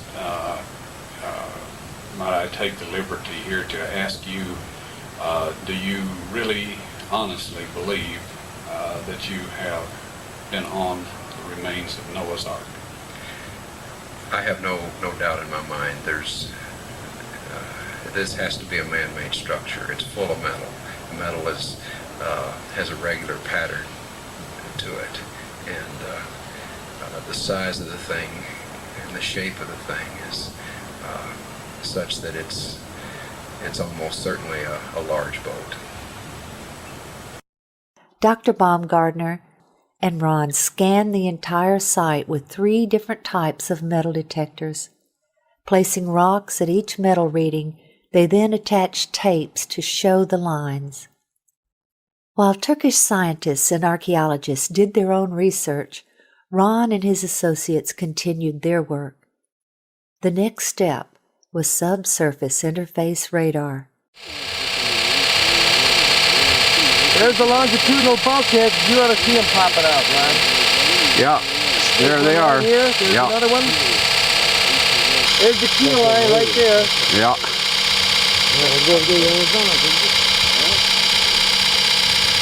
Oh, Ron, the lines are there! The lines are there! Okay, we're going to walk over. Yeah, walk. Take a look. Leave it running so everybody knows that we're not cheating here, right? You got it, Colton. Okay, now, this is the west bulkhead. Okay, can you look through there and... All right. This is the west bulkhead. All right. That was over there. And he walked easterly. Here we start getting the longitudinal bulkheads. Here, here, here, here, here, here, here, here. Okay. Here. You see there how it shows up? Right. The initial scans were very impressive, showing internal structure consistent with bulkheads and rooms. But to be sure they were interpreting the data correctly, Ron took the scan printouts to Geophysical Survey Systems, the developer and manufacturer of the radar. This data does not represent natural geology. It's a man-made structure. These reflections are occurring very periodic, too periodic to be random natural type interface. There was no longer any doubt that this was the remains of something man-made. In late 1986, the Turks announced their decision. The ceremony was set for June 1987. During that ceremony, the governor asked Ron to demonstrate the radar on site for the journalists and military officials. When Ron showed them a readout that he said looked like an intact timber, the governor then instructed a soldier to dig right there. What emerged was this petrified section of fossilized hand-wrought timber. Sectioning showed it to be laminated wood, 5 layers of timber glued together with pitch, clearly visible oozing from the end. It was tested at Galbraith Labs for organic carbon. The level of organic carbon was extremely high, thus proving this object was once living matter, consistent with wood. Using radar equipment, Ron Wyatt discovered an open cavity on the starboard side of the Ark. Utilizing a core drilling technique, he was able to gain access to the interior of the Ark. Stunning evidence was pulled from the belly of the ship. Using an improvised long rake device, petrified animal dung was extracted from the hull. Next, cat hair was also pulled from the cavity. Then, a petrified antler was extracted. These are all items that one would expect to find in the bottom of the Ark. The Bible tells us the antediluvians were skilled in metalworking. Tubal-Cain, an instructor of every craftsman in bronze and iron. This large metal rivet, or metal washer around a metal rod, was found by Ron Wyatt when he had taken a tour group to the site in 1991. The center rod had been struck while it was hot, causing it to flare out, holding the washer in place. Test results showed that it contained 8% aluminum metal. Aluminum metal is man-made, thus proving the site to be man-made. Skeptics have said Mr. Wyatt was lying about the testing, but was he really? When the Ark Discovery International team was at the Ark site, they used a metal detector to locate metal fittings on the Ark. This is a crescent-shaped piece of metal that had been a circular washer in its better days and was found near the bow on the port side. A portion of it tested at Galbraith Labs in Tennessee, and the results were stunning. It was 8% aluminum metal, just as Ron Wyatt's test had revealed. The test additionally showed a small amount of titanium metal that is also man-made. The Ark Discovery team continued its analysis at the site and located another fitting on the starboard side. A portion of it was sent to Galbraith Labs for testing, and again, there were incredible results. It contained 8% aluminum metal, 1.3% titanium metal, plus 3.8% magnesium metal, all indicative of the Ark formation being a man-made structure. The Encyclopedia Britannica tells us, because of its chemical activity, aluminum never occurs in the metallic form in nature. These unique metal components are special markers that were left behind, which prove the site is without a doubt a man-made structure, utilizing high-tech construction techniques, consistent with what we should find in Noah's Ark. Modern man didn't discover how to make aluminum metal until around 1900, but the antediluvians had this knowledge in their day. Other metal fittings were found on the port side of the deck. Our metal detector picked up metal readings where a rectangular plate was positioned on a flat plane. This plate originally had 6 rivets. One is still visible on the left side. Now we're going to come to some evidence that I believe is really strong in supporting this area as the site of Noah's Ark. In this area have been found around 30 drogue and anchor stones. As mentioned earlier, these drogue and anchor stones were used as ship stabilizers to better withstand storms and cause drag, so ships weren't driven and tossed on the oceans. Found in this area are around 30 of these drogue and anchor stones. They are found scattered along a path running from west to east. It appears as the waters were receding from the Great Flood, the drogue stones began hitting the land under the water, and then they were cut loose. The remaining stones are generally in the area where the ark eventually came to rest. Many of these stones have holes carved in them for connecting ropes from the ark to the stones. Some of the holes have broken over the years in some of the stones. So on the tops of these stones, they had holes in them, and the ropes would go through those holes, and then they were attached to the ark. These drogue stones were continually used in ancient times after the flood and can be found in places like Israel and the Nile River in Egypt. So these drogue stones were something commonly used in ancient ship sailing, and they were used as ballast, they were used as stabilizers to keep the ship stable and to keep it headed into the waves so that it wasn't tossed to and fro on the oceans. These drogue stones are over 200 miles from the closest ocean and about 5,300 feet or 1,615 meters above sea level. They have no business being here other than that a huge ship like the Ark dropped them here. So they're a long ways from any water, and they have no business to be here other than that a large ship dropped them here. The numerous stones discovered near the Drupanar site are the largest ever discovered in the world. This would make sense as the ark was massive in size and would need extra large stones to stabilize it. Many of these stones have crosses carved on them from early Christians visiting this site, and others have crosses that are from the Crusader period from around 1200 AD. Some of the stones have 8 crosses on them, representing Noah and his family that were saved from the flood. Several of the stones have been used as grave markers as well. One of these stones has an ancient carving that appears to be the Tower of Babel. The 3 layers carved on this stone are believed to represent the 3 levels or decks of the ark as mentioned in the Bible. Another stone has unknown ancient writings on it that have yet to be interpreted and translated. All these carvings reveal that this site was venerated long ago and visited by religious people for thousands of years. Another large stone is believed to have been used as a sounding stone for measuring the depth of the water under the ark. In 1990, Ron performed what he called a mini excavation, where he took shovels and bent the blades into a giant razor.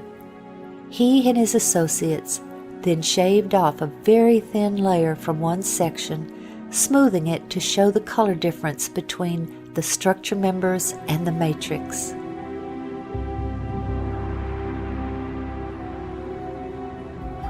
We are now standing on the middle deck of the ark, and now pan over to the interior of the port side, where we can see 4 horizontal protrusions in a row.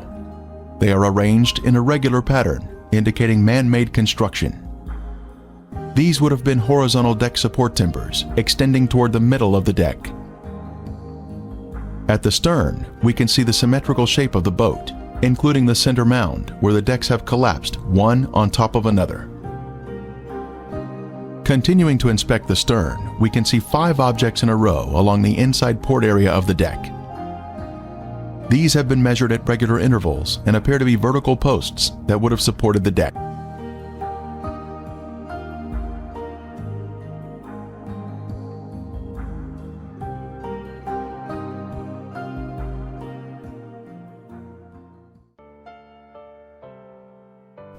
Resistivity imaging is complex and has improved greatly with the advent of more powerful computers and resistivity systems. Basically, an electrical charge is used to map underground features based on the electrical resistance of the objects under the earth. It took several days to complete the scans, and what the 3D images showed was consistent with that of a ship that had suffered a great deal of damage.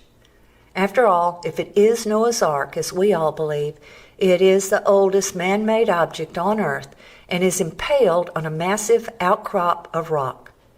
The scans clearly showed that this was not a natural object, and it looked like a massive shipwreck. Looking at the hull shape in 3 dimensions, the resistivity images showed that the front section, which lies beneath the ground, resembles the form of a ship, which is streamlined and with the shape of a deep hull design. The resistivity values of the material forming the hull are also the same above the ground as they are beneath. This indicates that the same material makes up the entire hull shape and that this material is relatively impermeable to water. It is a hard substance which has retained its shape. Around the edge of the site are features which Ron believed to be the ribs of the ship.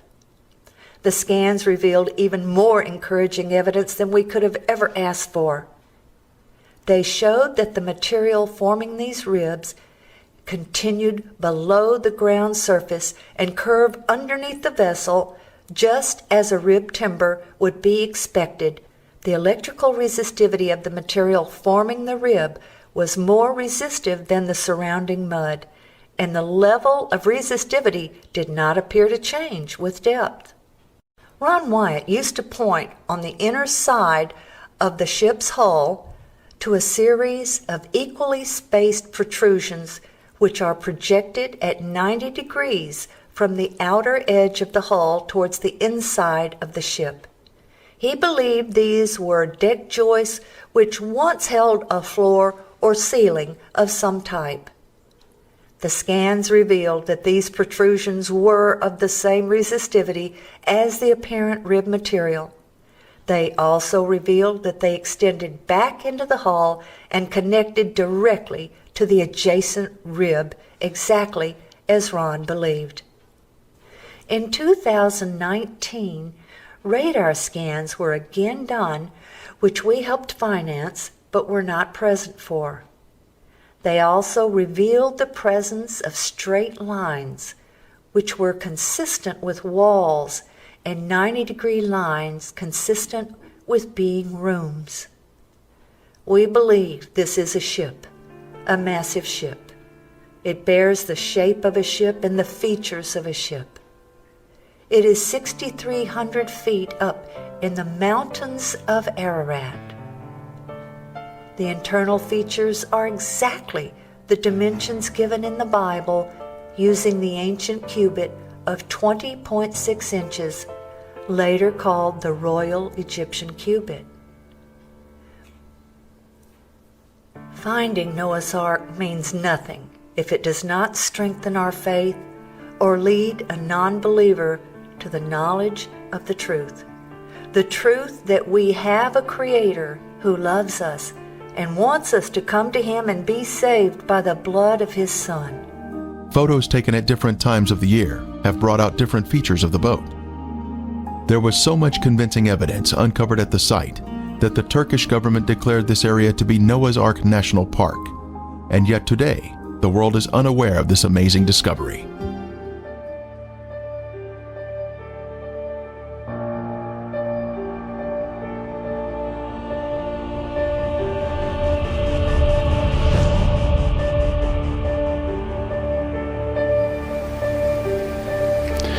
When I started praying that God would change me and do whatever was necessary in my life so that He could work in and through me to help others come to Him and be saved,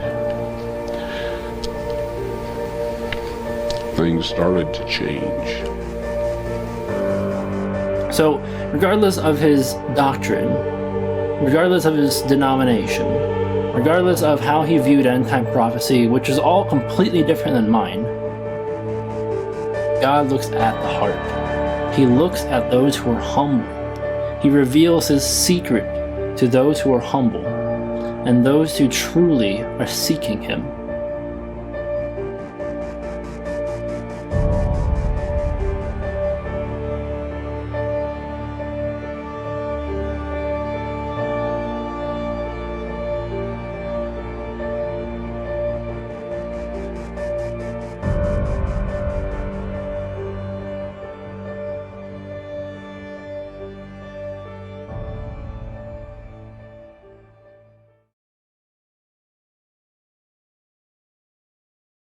Ron Wyatt claimed to find the blood of Jesus Christ. He claimed to find it in Jerusalem in an underground chamber where the garden tomb is, where Golgotha is, on the mercy seat of the Ark of the Covenant. I'm going to look at this objectively, and I'm not going to say that he absolutely did find it, but I'm going to show you several reasons that indicate that he was telling the truth. And you need to use discernment. Pray to God over this. Don't just watch it and believe everything. Actually test the spirits and see whether these things are so. Prove all things. And the earth did quake, and the rocks rent. But one of the soldiers with a spear pierced his side, and forthwith came there out blood and water. And there are three that bear witness in earth, the Spirit, and the water, and the blood. And these three agree in one.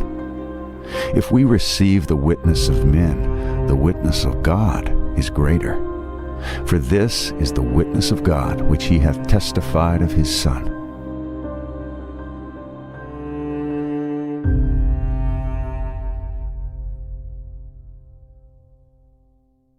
So anyway, I was walking along the cliff face behind this bus station back in this area.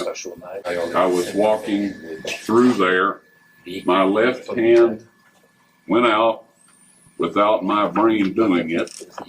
And my mouth said, that's Jeremiah's grotto and the Ark of the Covenant's in there. Well, I was dumbfounded. This sort of thing doesn't happen to me. In fact, I resist that sort of thing because people that I consider wackos say they have those kinds of experiences. And I still think that most of them that say they have these experiences are wackos. But sometimes, in other words, I don't feel comfortable with that kind of experience. But our tickets were due the next morning, so we flew home. I told the man, he said, that's wonderful. He says, we'll let you dig there. We'll give you all the help you need, a place to stay, provide you food, do your laundry. And this is Israeli. They don't do that. We went home, and I had no idea why the Ark of the Covenant had been there. I never even thought about it. My cup was running over already with things that God has shown me.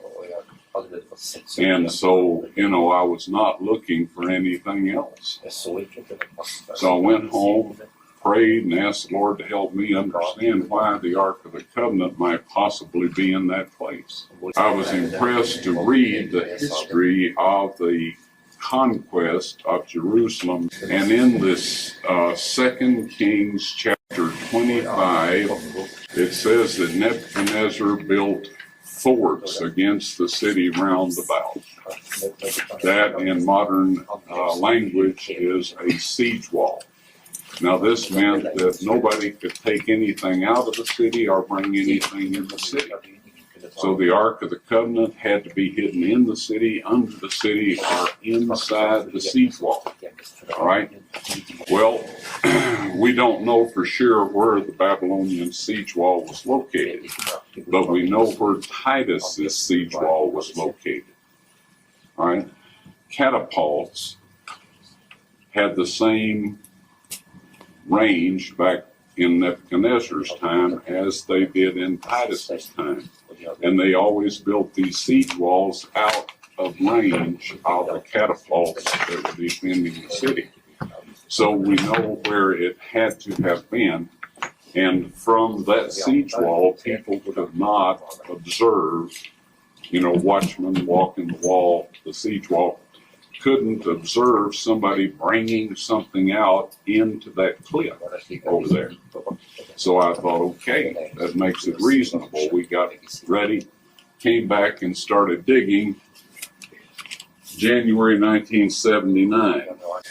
In January 6, 1982, at 2 o'clock in the afternoon, I found the Ark of the Covenant. All right, you would not believe the amount of stone and dirt and everything we had moved. The little Arab guy that was letting us eat at his restaurant, he was a full-grown man, but he's about that tall and small, petite.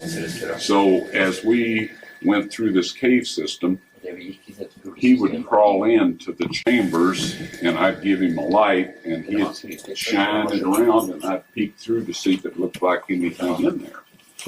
So we did this over and over, and we came to this one hole after we had, you wouldn't believe where all we had gone in that cave.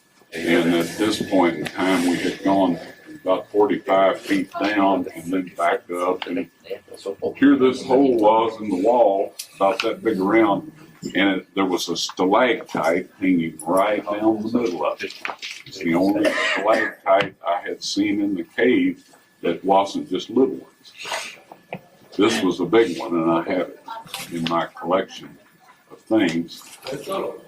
So I broke it off, made the hole big enough for him to get in, and he was crawling in there, and I started to hand him the light so he could do what we had been doing, several days.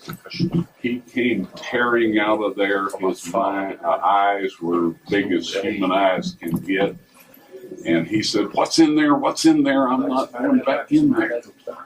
And I said, "Well, what did you see?" He said, "I didn't see anything." And I thought, well, okay. Now, he had been in tighter places than that and had not responded that way. So I got this little beam of light, in a very dark place here. And I thought, that is divine terror. That's supernatural terror.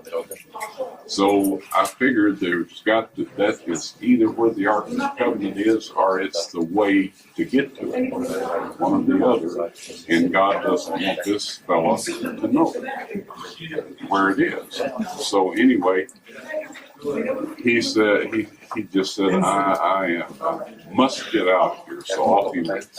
So I made the hole big enough for me to get in. I got in there, and folks, it was full of rocks, bigger than these here, up to within 18 inches or so of the ceiling. If this young man hadn't been terrorized and come scooting out of there like he did, I would not have gone in that place. But he needs rocks. We've been moving thousands of them for 3 years.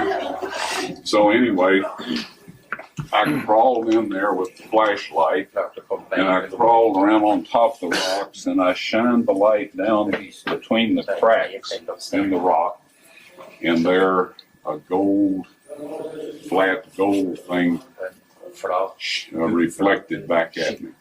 So I moved over and shined down through another. There was 2 reflections, one here, one there, and one over here. So I knew it was a flat gold top. And I thought, the Ark of the Covenant.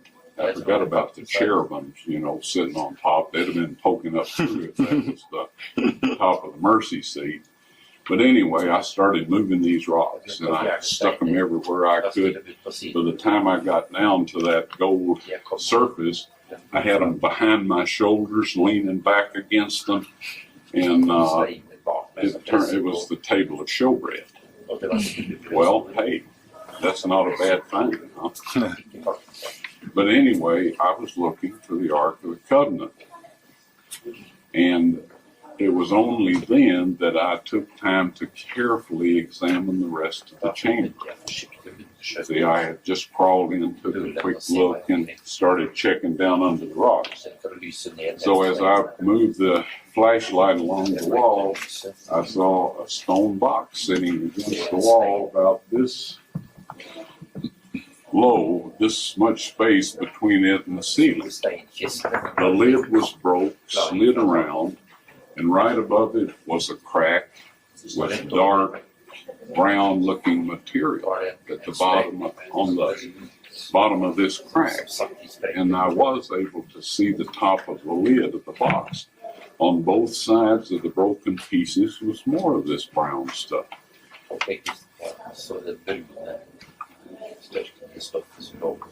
All of a sudden, I realized I was sitting in front of the Ark of the Covenant, and that Christ's blood had come down.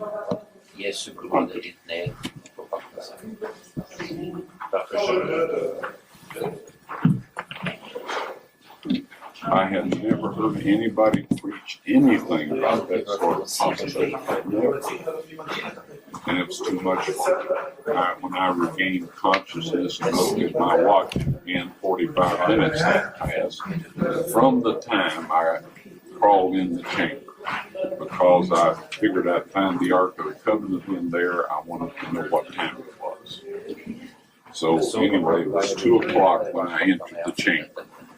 And after I regained consciousness, it was 2:45. I couldn't see down in there, but I knew what it was.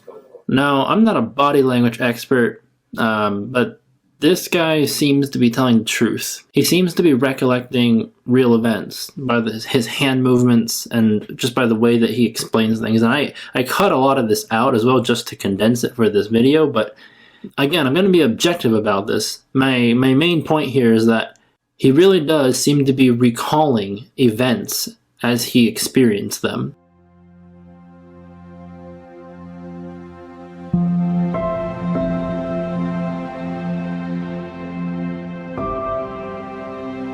If you were to visit the Garden Tomb today in Israel, you would be able to see the tomb that Jesus Christ rose from.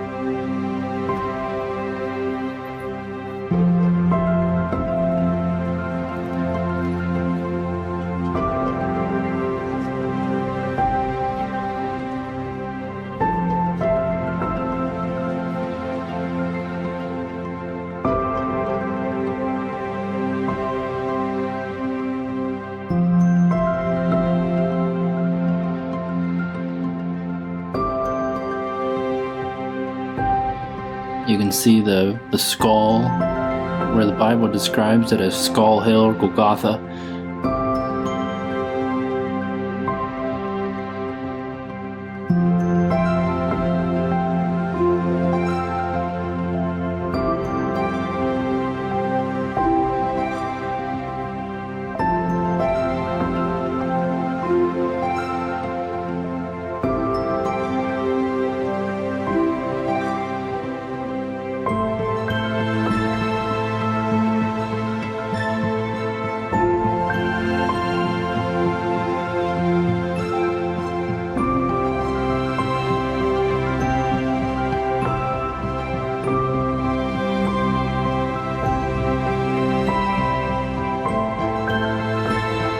And you can also see the place where they covered up Ron Wyatt's excavation, the place where Jesus was crucified.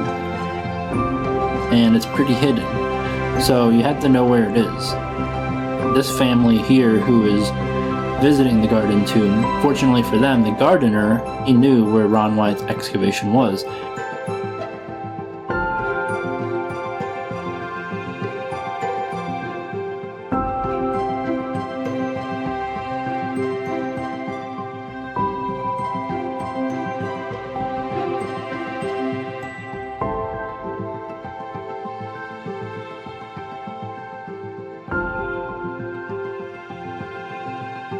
And then they met a guy who said some pretty interesting things, who's putting the puzzle pieces together and connecting the dots. So have a listen to what he has to say as well. Our prayer that we pray in the Lord's Prayer, as in heaven, so on earth, this was God's desire, because he knew that we were slaves to sin. Mm-hmm. We were slaves to the slave owner at the time, and the slave owner had been, ownership had been given over to the devil. Well, when he actually was crucified, it was the innocent lamb, the lamb, the God that takes away the sin of the world. Well, it says that he took his blood into the heavenly holy of holies. Mm-hmm. But also as in earth, because it says there's three witnesses in the earth. The blood, the water, and the Spirit. So the blood and the water came out of the side of Jesus. At the time of the crucifixion, there was a great earthquake, and the rocks were rent. And of course, you can see, if you go back there, you can see where they filled it in. But I can't, I saw it before it got filled in. And they literally filled in the cracks that came down through here. So you yourself saw? I saw it before they filled it in. And you can see it on the other side where they did fill it in. But the crack comes down here, and the crack came down, and it was right at the base of the cross. And so then after Jesus had died, Spirit, out came blood and water, poured down, and it dropped onto the mercy seat. Right, exactly. So then, you've been to Zedekiah's tunnel or caves or whatever, and in there and everything? I know essentially where it is, how to get in. So that's two things we wanted to do today was come here and see this, and go to his tunnel and kind of just see. We don't want to obviously try to find it, but because you actually saw Ron Wyatt and met him. Yeah. What was your name? Robert. It was 30 years ago. Really? Wow. And so I was just sitting across the table. I was a proud young kid, and I talked to him for a while, and then I realized how stupid I am, because when you're in the presence of somebody who's humble, and then your pride gets really shown for what it is, and so I was pretty. So so it's underneath us. This is the Ark of the Covenant, and why people don't understand that. I guess they don't understand the covenant. They don't understand the blood. They don't understand what God was doing. Right. the reason we have the freedom and the spirit that we have is because the blood's down on the ark. It was supposed to anoint the ark. I know. And that's what made it so that we can have the spirit, because it's holy. I heard that they sent 6 people in to try to pull that out of there. Yeah, and they died. Right. Do you know why? They weren't allowed to be in there yet. Papa said no. But do you know why? Well, then there more. Yeah, they would profane the ark. Yeah. Well, what's profaning the ark? Well, what's on the ark? What's on there? The blood is. Blood. What's the blood doing? It's speaking a better thing than that of Abel. And the thing is, it's the throne of God in the earth, as in heaven, so on earth. We got something rocking. I say rocking, but we got something going on here. This is, to understand. That won't be messed with until that which restrains him is taken away. Exactly. And when that happens, we're going to have hell revealed on this earth. Mm-hmm. And that's the great tribulation. Important witness that is going to be an important witness. Right. That blood on the ark, so that has to be preserved until the time's right. Must be. Yeah, and then when the abomination of desolation is when the dude, the man of sin, sits on the throne and proclaims himself God.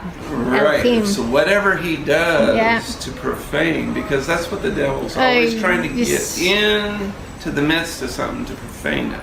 I'm so thankful to run into you guys. Yeah. This have confirmation from someone else. We try to tell our friends this, and they just don't. They just don't want to believe it because it's too crazy.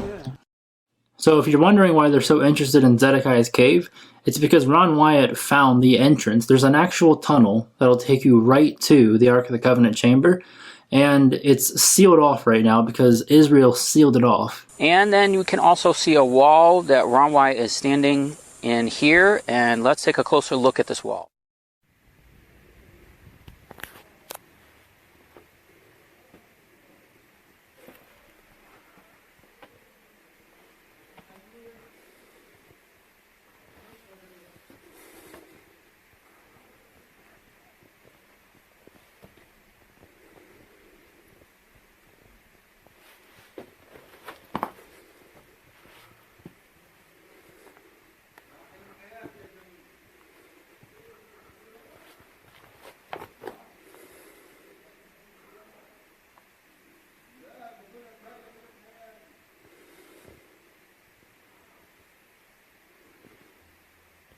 So I'm going to read from a book that was recently published with all of Ron Wyatt's discoveries, and apparently on this gold detector test that they did at the Garden Tomb. In 2016, 36 tests were done using a directional metal detector in order to confirm the Ark of the Covenant.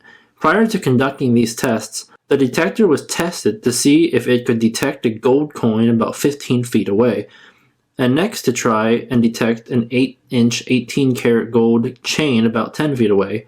In both cases, the detector pointed to these objects without failure. Over the course of several days, the detector was used in front of the cutouts in the rock of the crucifixion site of Christ that we had mentioned earlier.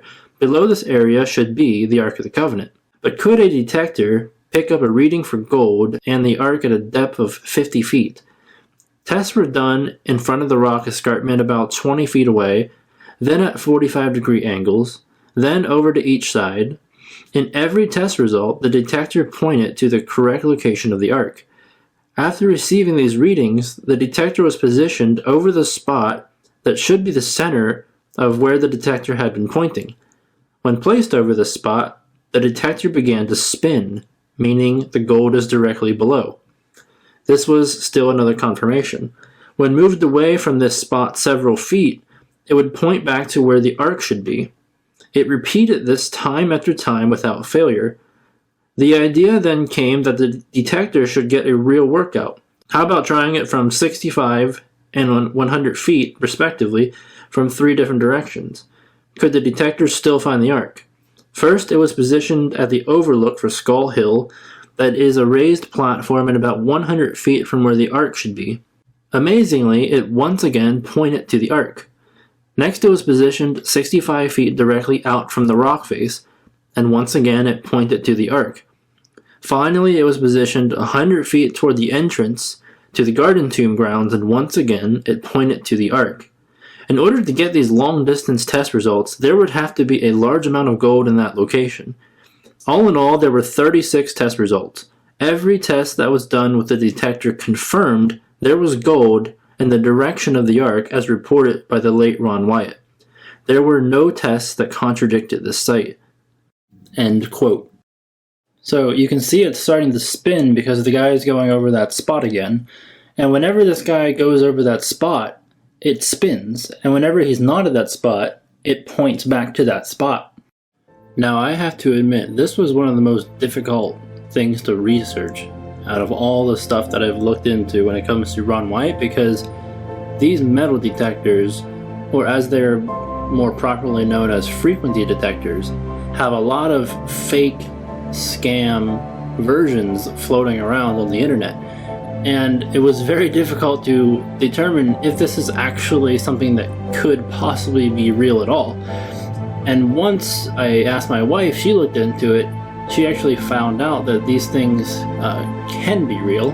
It's just really rare because people are not looking for giant amounts of gold like this thing would find. If you're going to find a random piece of gold underground, you're not gonna, like, where are you going to look? This thing is not going to work very well for finding a little piece of gold that's buried into the ground like most people are going to randomly find, if they find anything at all.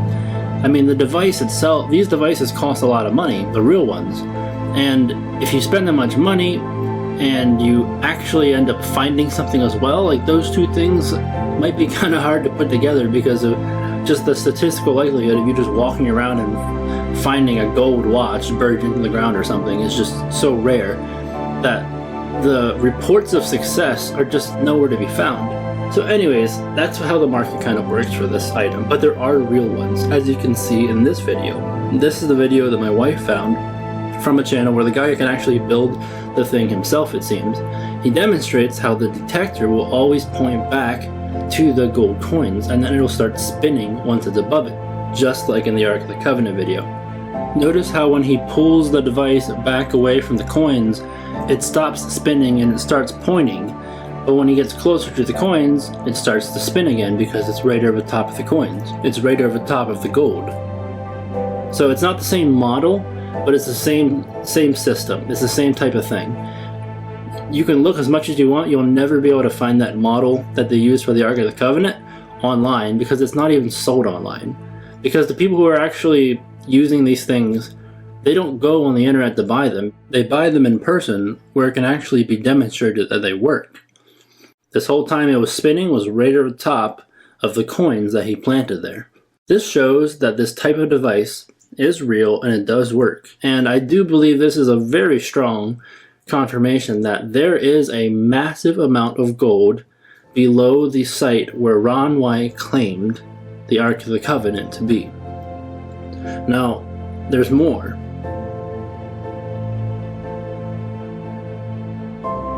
I'm going to read a personal testimony by a guy named Ian Fain, who is an eyewitness to a video shot in the cave taken by Ron himself. So let me just start reading. This is, by the way, from an email correspondence that he had made with arcdiscovery.com. This may be an appropriate time to mention publicly that I and several other Christians have watched with our own eyes a video which Ron shot inside the cave before the furniture was rearranged. The crack in the roof was clearly visible with the blood still on it. The table was there in close-up, and many piles of skins. The Ark was there, but was covered by a brilliant white light which hid it from the camera as Ron panned around the cave. To the best of my knowledge, there is only one copy of it in existence, Ron's original, and it's not in America now. It's in a safe place of the Lord's own choosing, to which I once took Aaron Sen, who has met the keeper but has not viewed the tape. I was an eyewitness of Ron's tape of the inside of the cave. I wasn't with him when he shot it, but I saw the tape not very long afterwards. Ron himself was keen that the tape should be seen widely. Events turned out otherwise, however. But for what it's worth, I'm happy to answer any questions I can about the tape and what I saw on it. I last viewed it some years ago and my visual memory is not great. I'm far better with words. However, by the same token, my visual imagination is pretty bad too, which is probably a good thing for this purpose. My sole purpose in mentioning it here was to help strengthen the faith of some here whose confidence in Ron's word may have been shaken by doubts.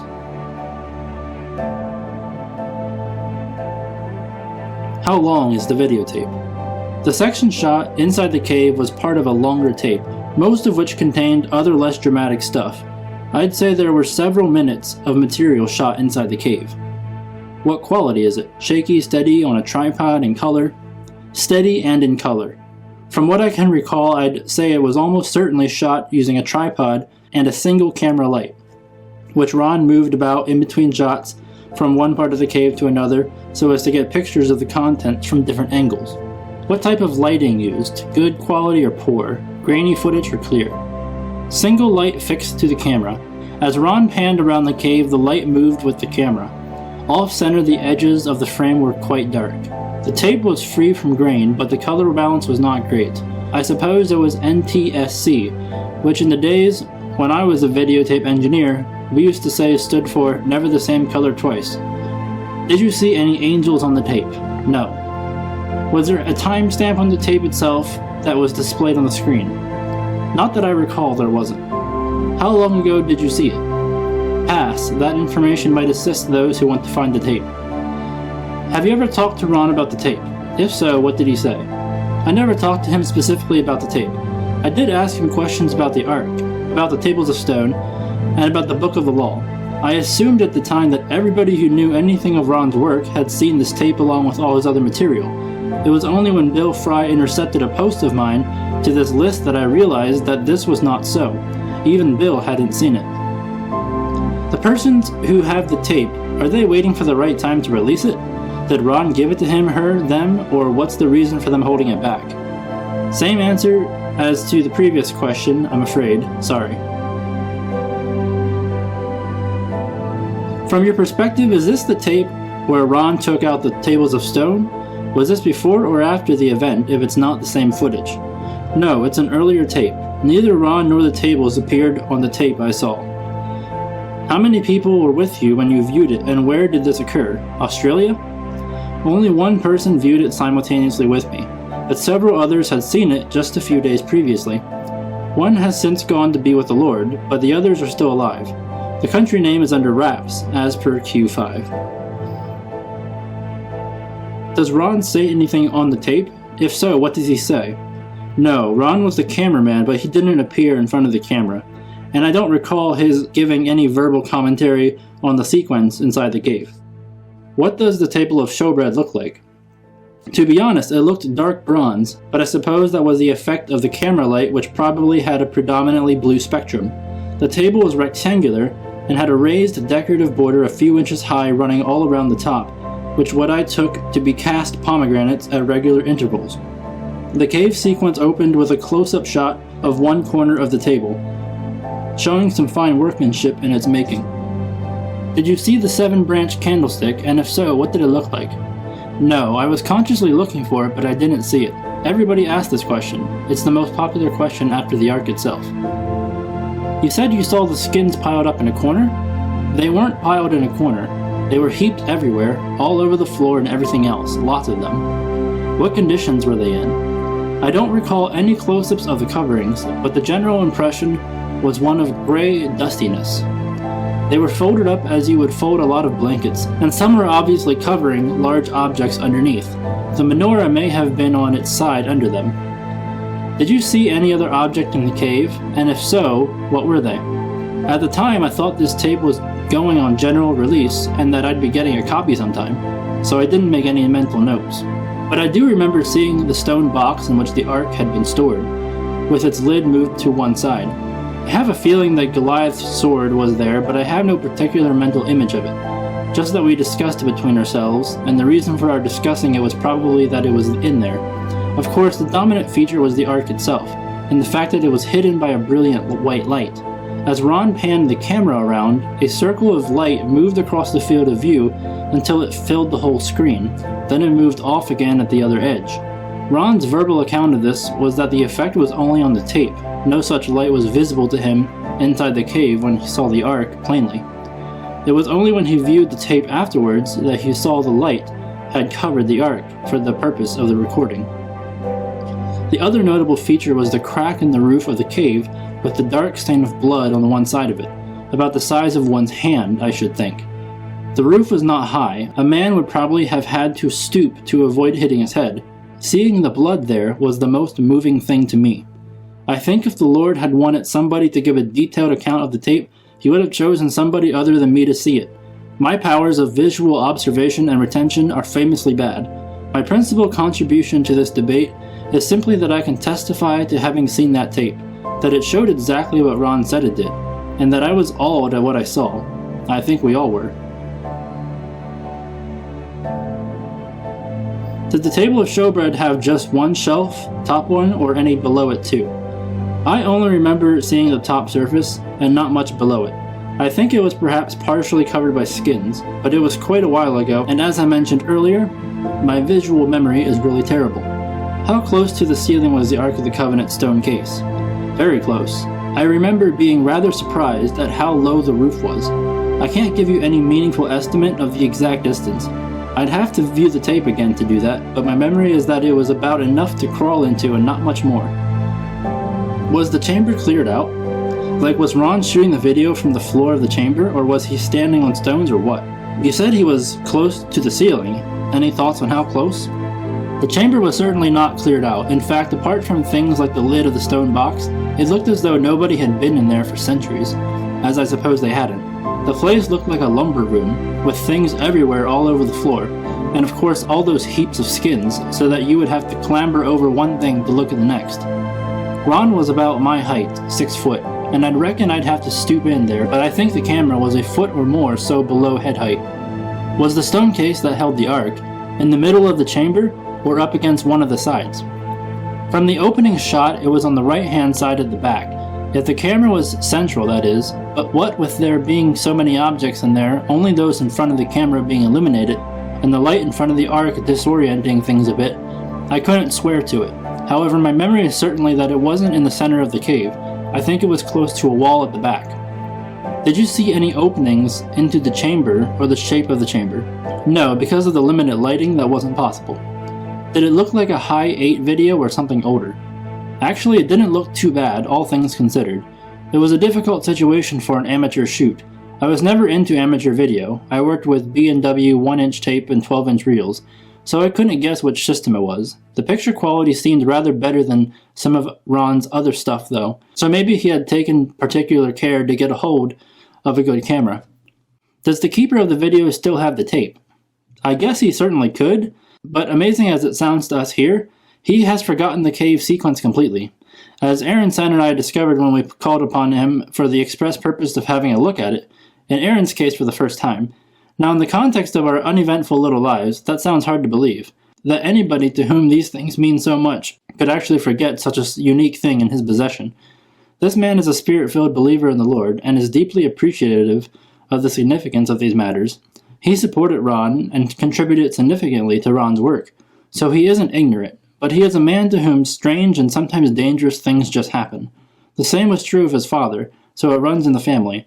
I have said sometimes that if and when World War III breaks out, it will be 6 feet away from where this man happens to be standing at that moment. A bit like being the guy who happened to be standing next to Crown Prince Ferdinand when he was shot in 1914. This man has about a dozen of Ron's tapes, but he has not sat down and cataloged them, and to do so would necessarily take up a fair bit of time. His wife, too, is the CEO of a multi-million-dollar business. I hope I have given you something of the picture. People like this do not sit around in the evenings flicking through the TV channels. They live very full, and sometimes dangerous lives. But for all that, it would be hard to think of a more suitable man to be keeper of something like this. He is completely fearless, and he is very well aware of what is going on in the world behind the scenes. His friends and contacts are too.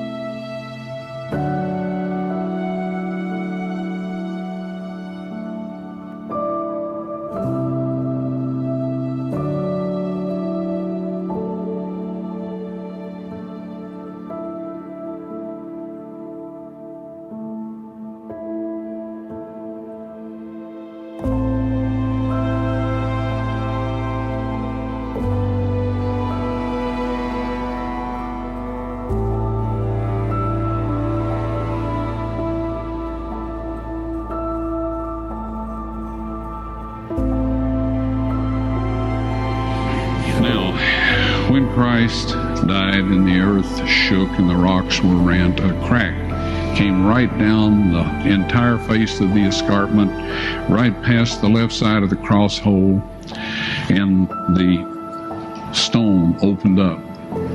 Down below, 20 feet below, God had arranged for the Ark of the Covenant with its mercy seat, if you please, his earthly throne, to be positioned right down there 600 years before in 586 BC when the Babylonian army destroyed the city.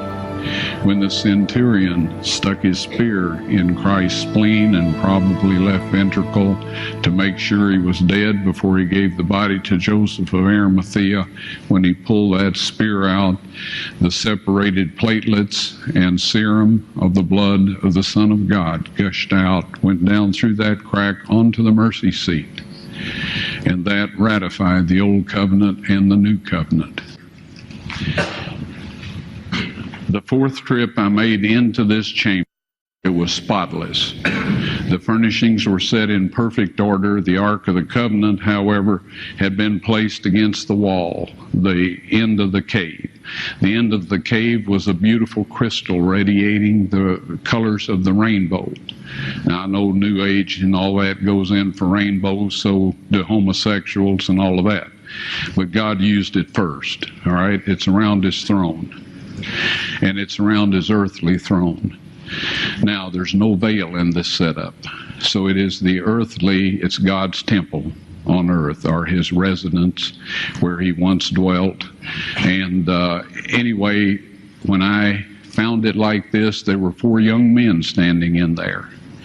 And I started to say, you know, what are you doing here? And I froze. I couldn't move, couldn't breathe, couldn't do anything. One of the people said, we are the 4 angels that have been taking care of the ark since Moses put the tables of stone in it, right? And they instructed me to set up my video camera with the tripod, aim it at the Ark of the Covenant, and they went over, lifted the mercy seat up.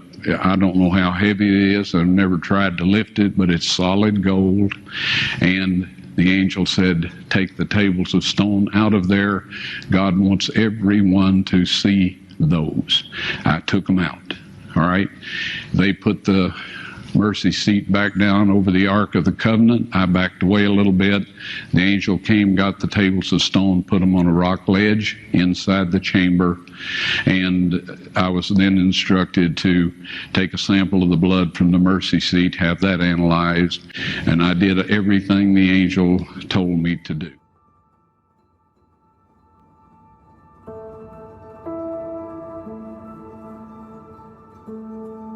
My question is that you said that you had the blood of our Lord examined by the Israelis. That's correct. What was their determination of that? Okay. Real quickly, okay. Dried blood is dead blood. Everybody knows that, all right? They can test the blood of the pharaohs, the mummies of the pharaohs, all right? There's certain things they can do.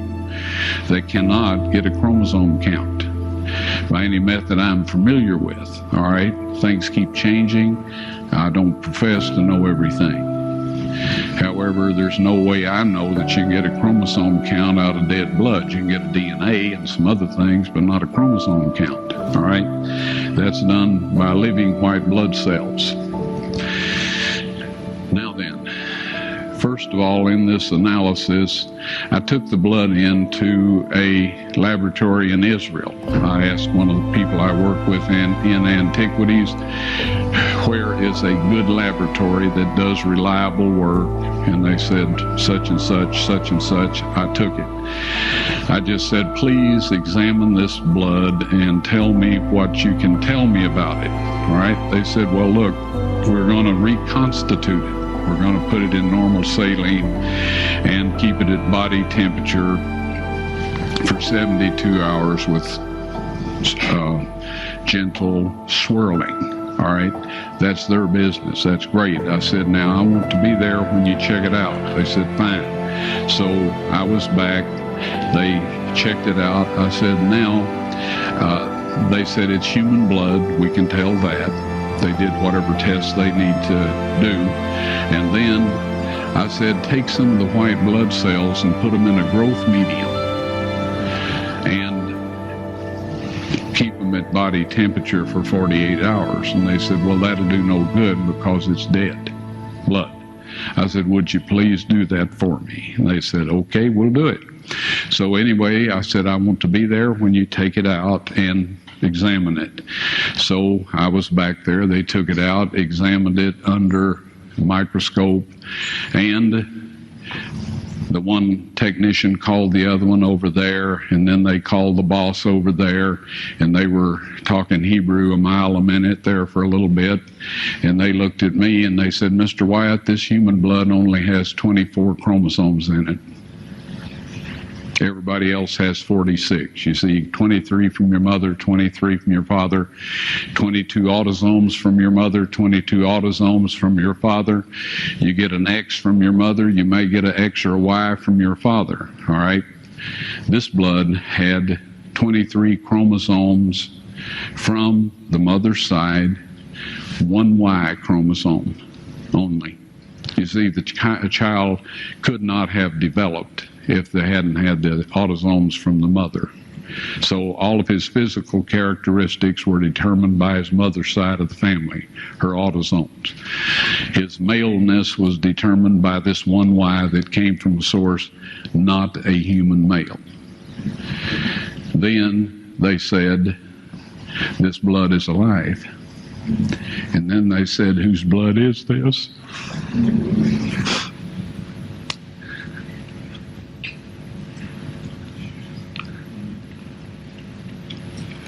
I said, it's the blood of your Messiah.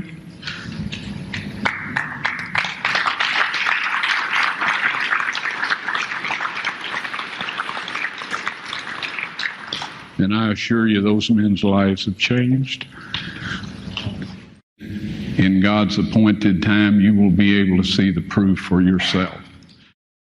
Now, a lot of people who see this will, out of emotion, say, yes, he has to be telling the truth. And I do think he is telling the truth. But to be objective about this, something that's really interesting is that he was bold enough to say this in front of a geneticist, someone who actually knows how this stuff works. This is Dr. Eugene Dunkley, a geneticist from England, and this is in 1999, that he says, I do remember that Ron was reluctant to say anything about the finding, but he felt moved during his talk at our church, having met with me earlier, to say what he had found. He knew that I would have some knowledge of the field, and if in fact he thought it was dodgy, he would not have said anything because he knew that I would be one of the few people able to pick it apart.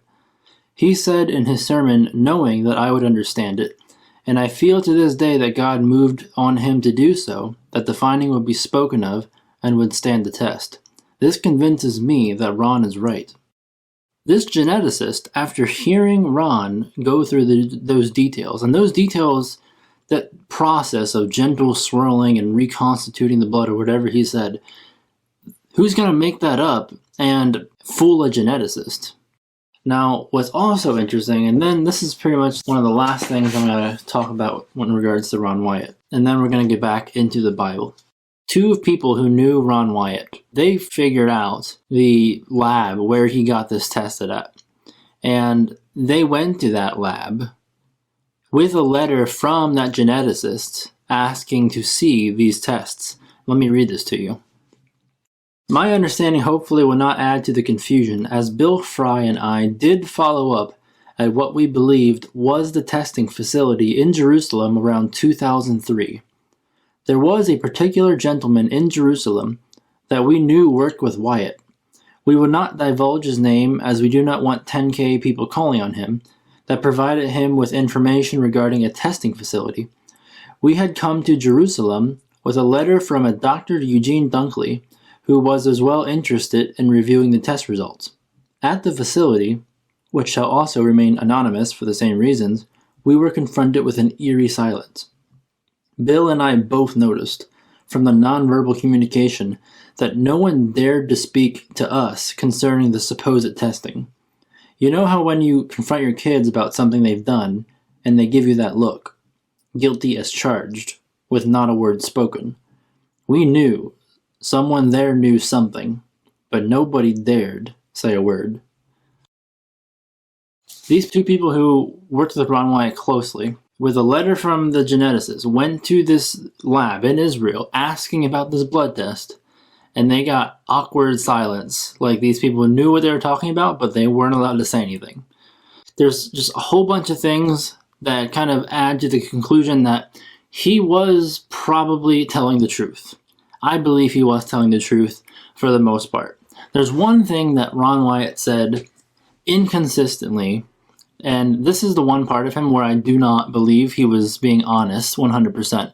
Because if you go through his speeches and where he went to different churches and gave his talks, his story was always consistent. And that's the one thing about liars, you can figure out if they're lying because their story always changes.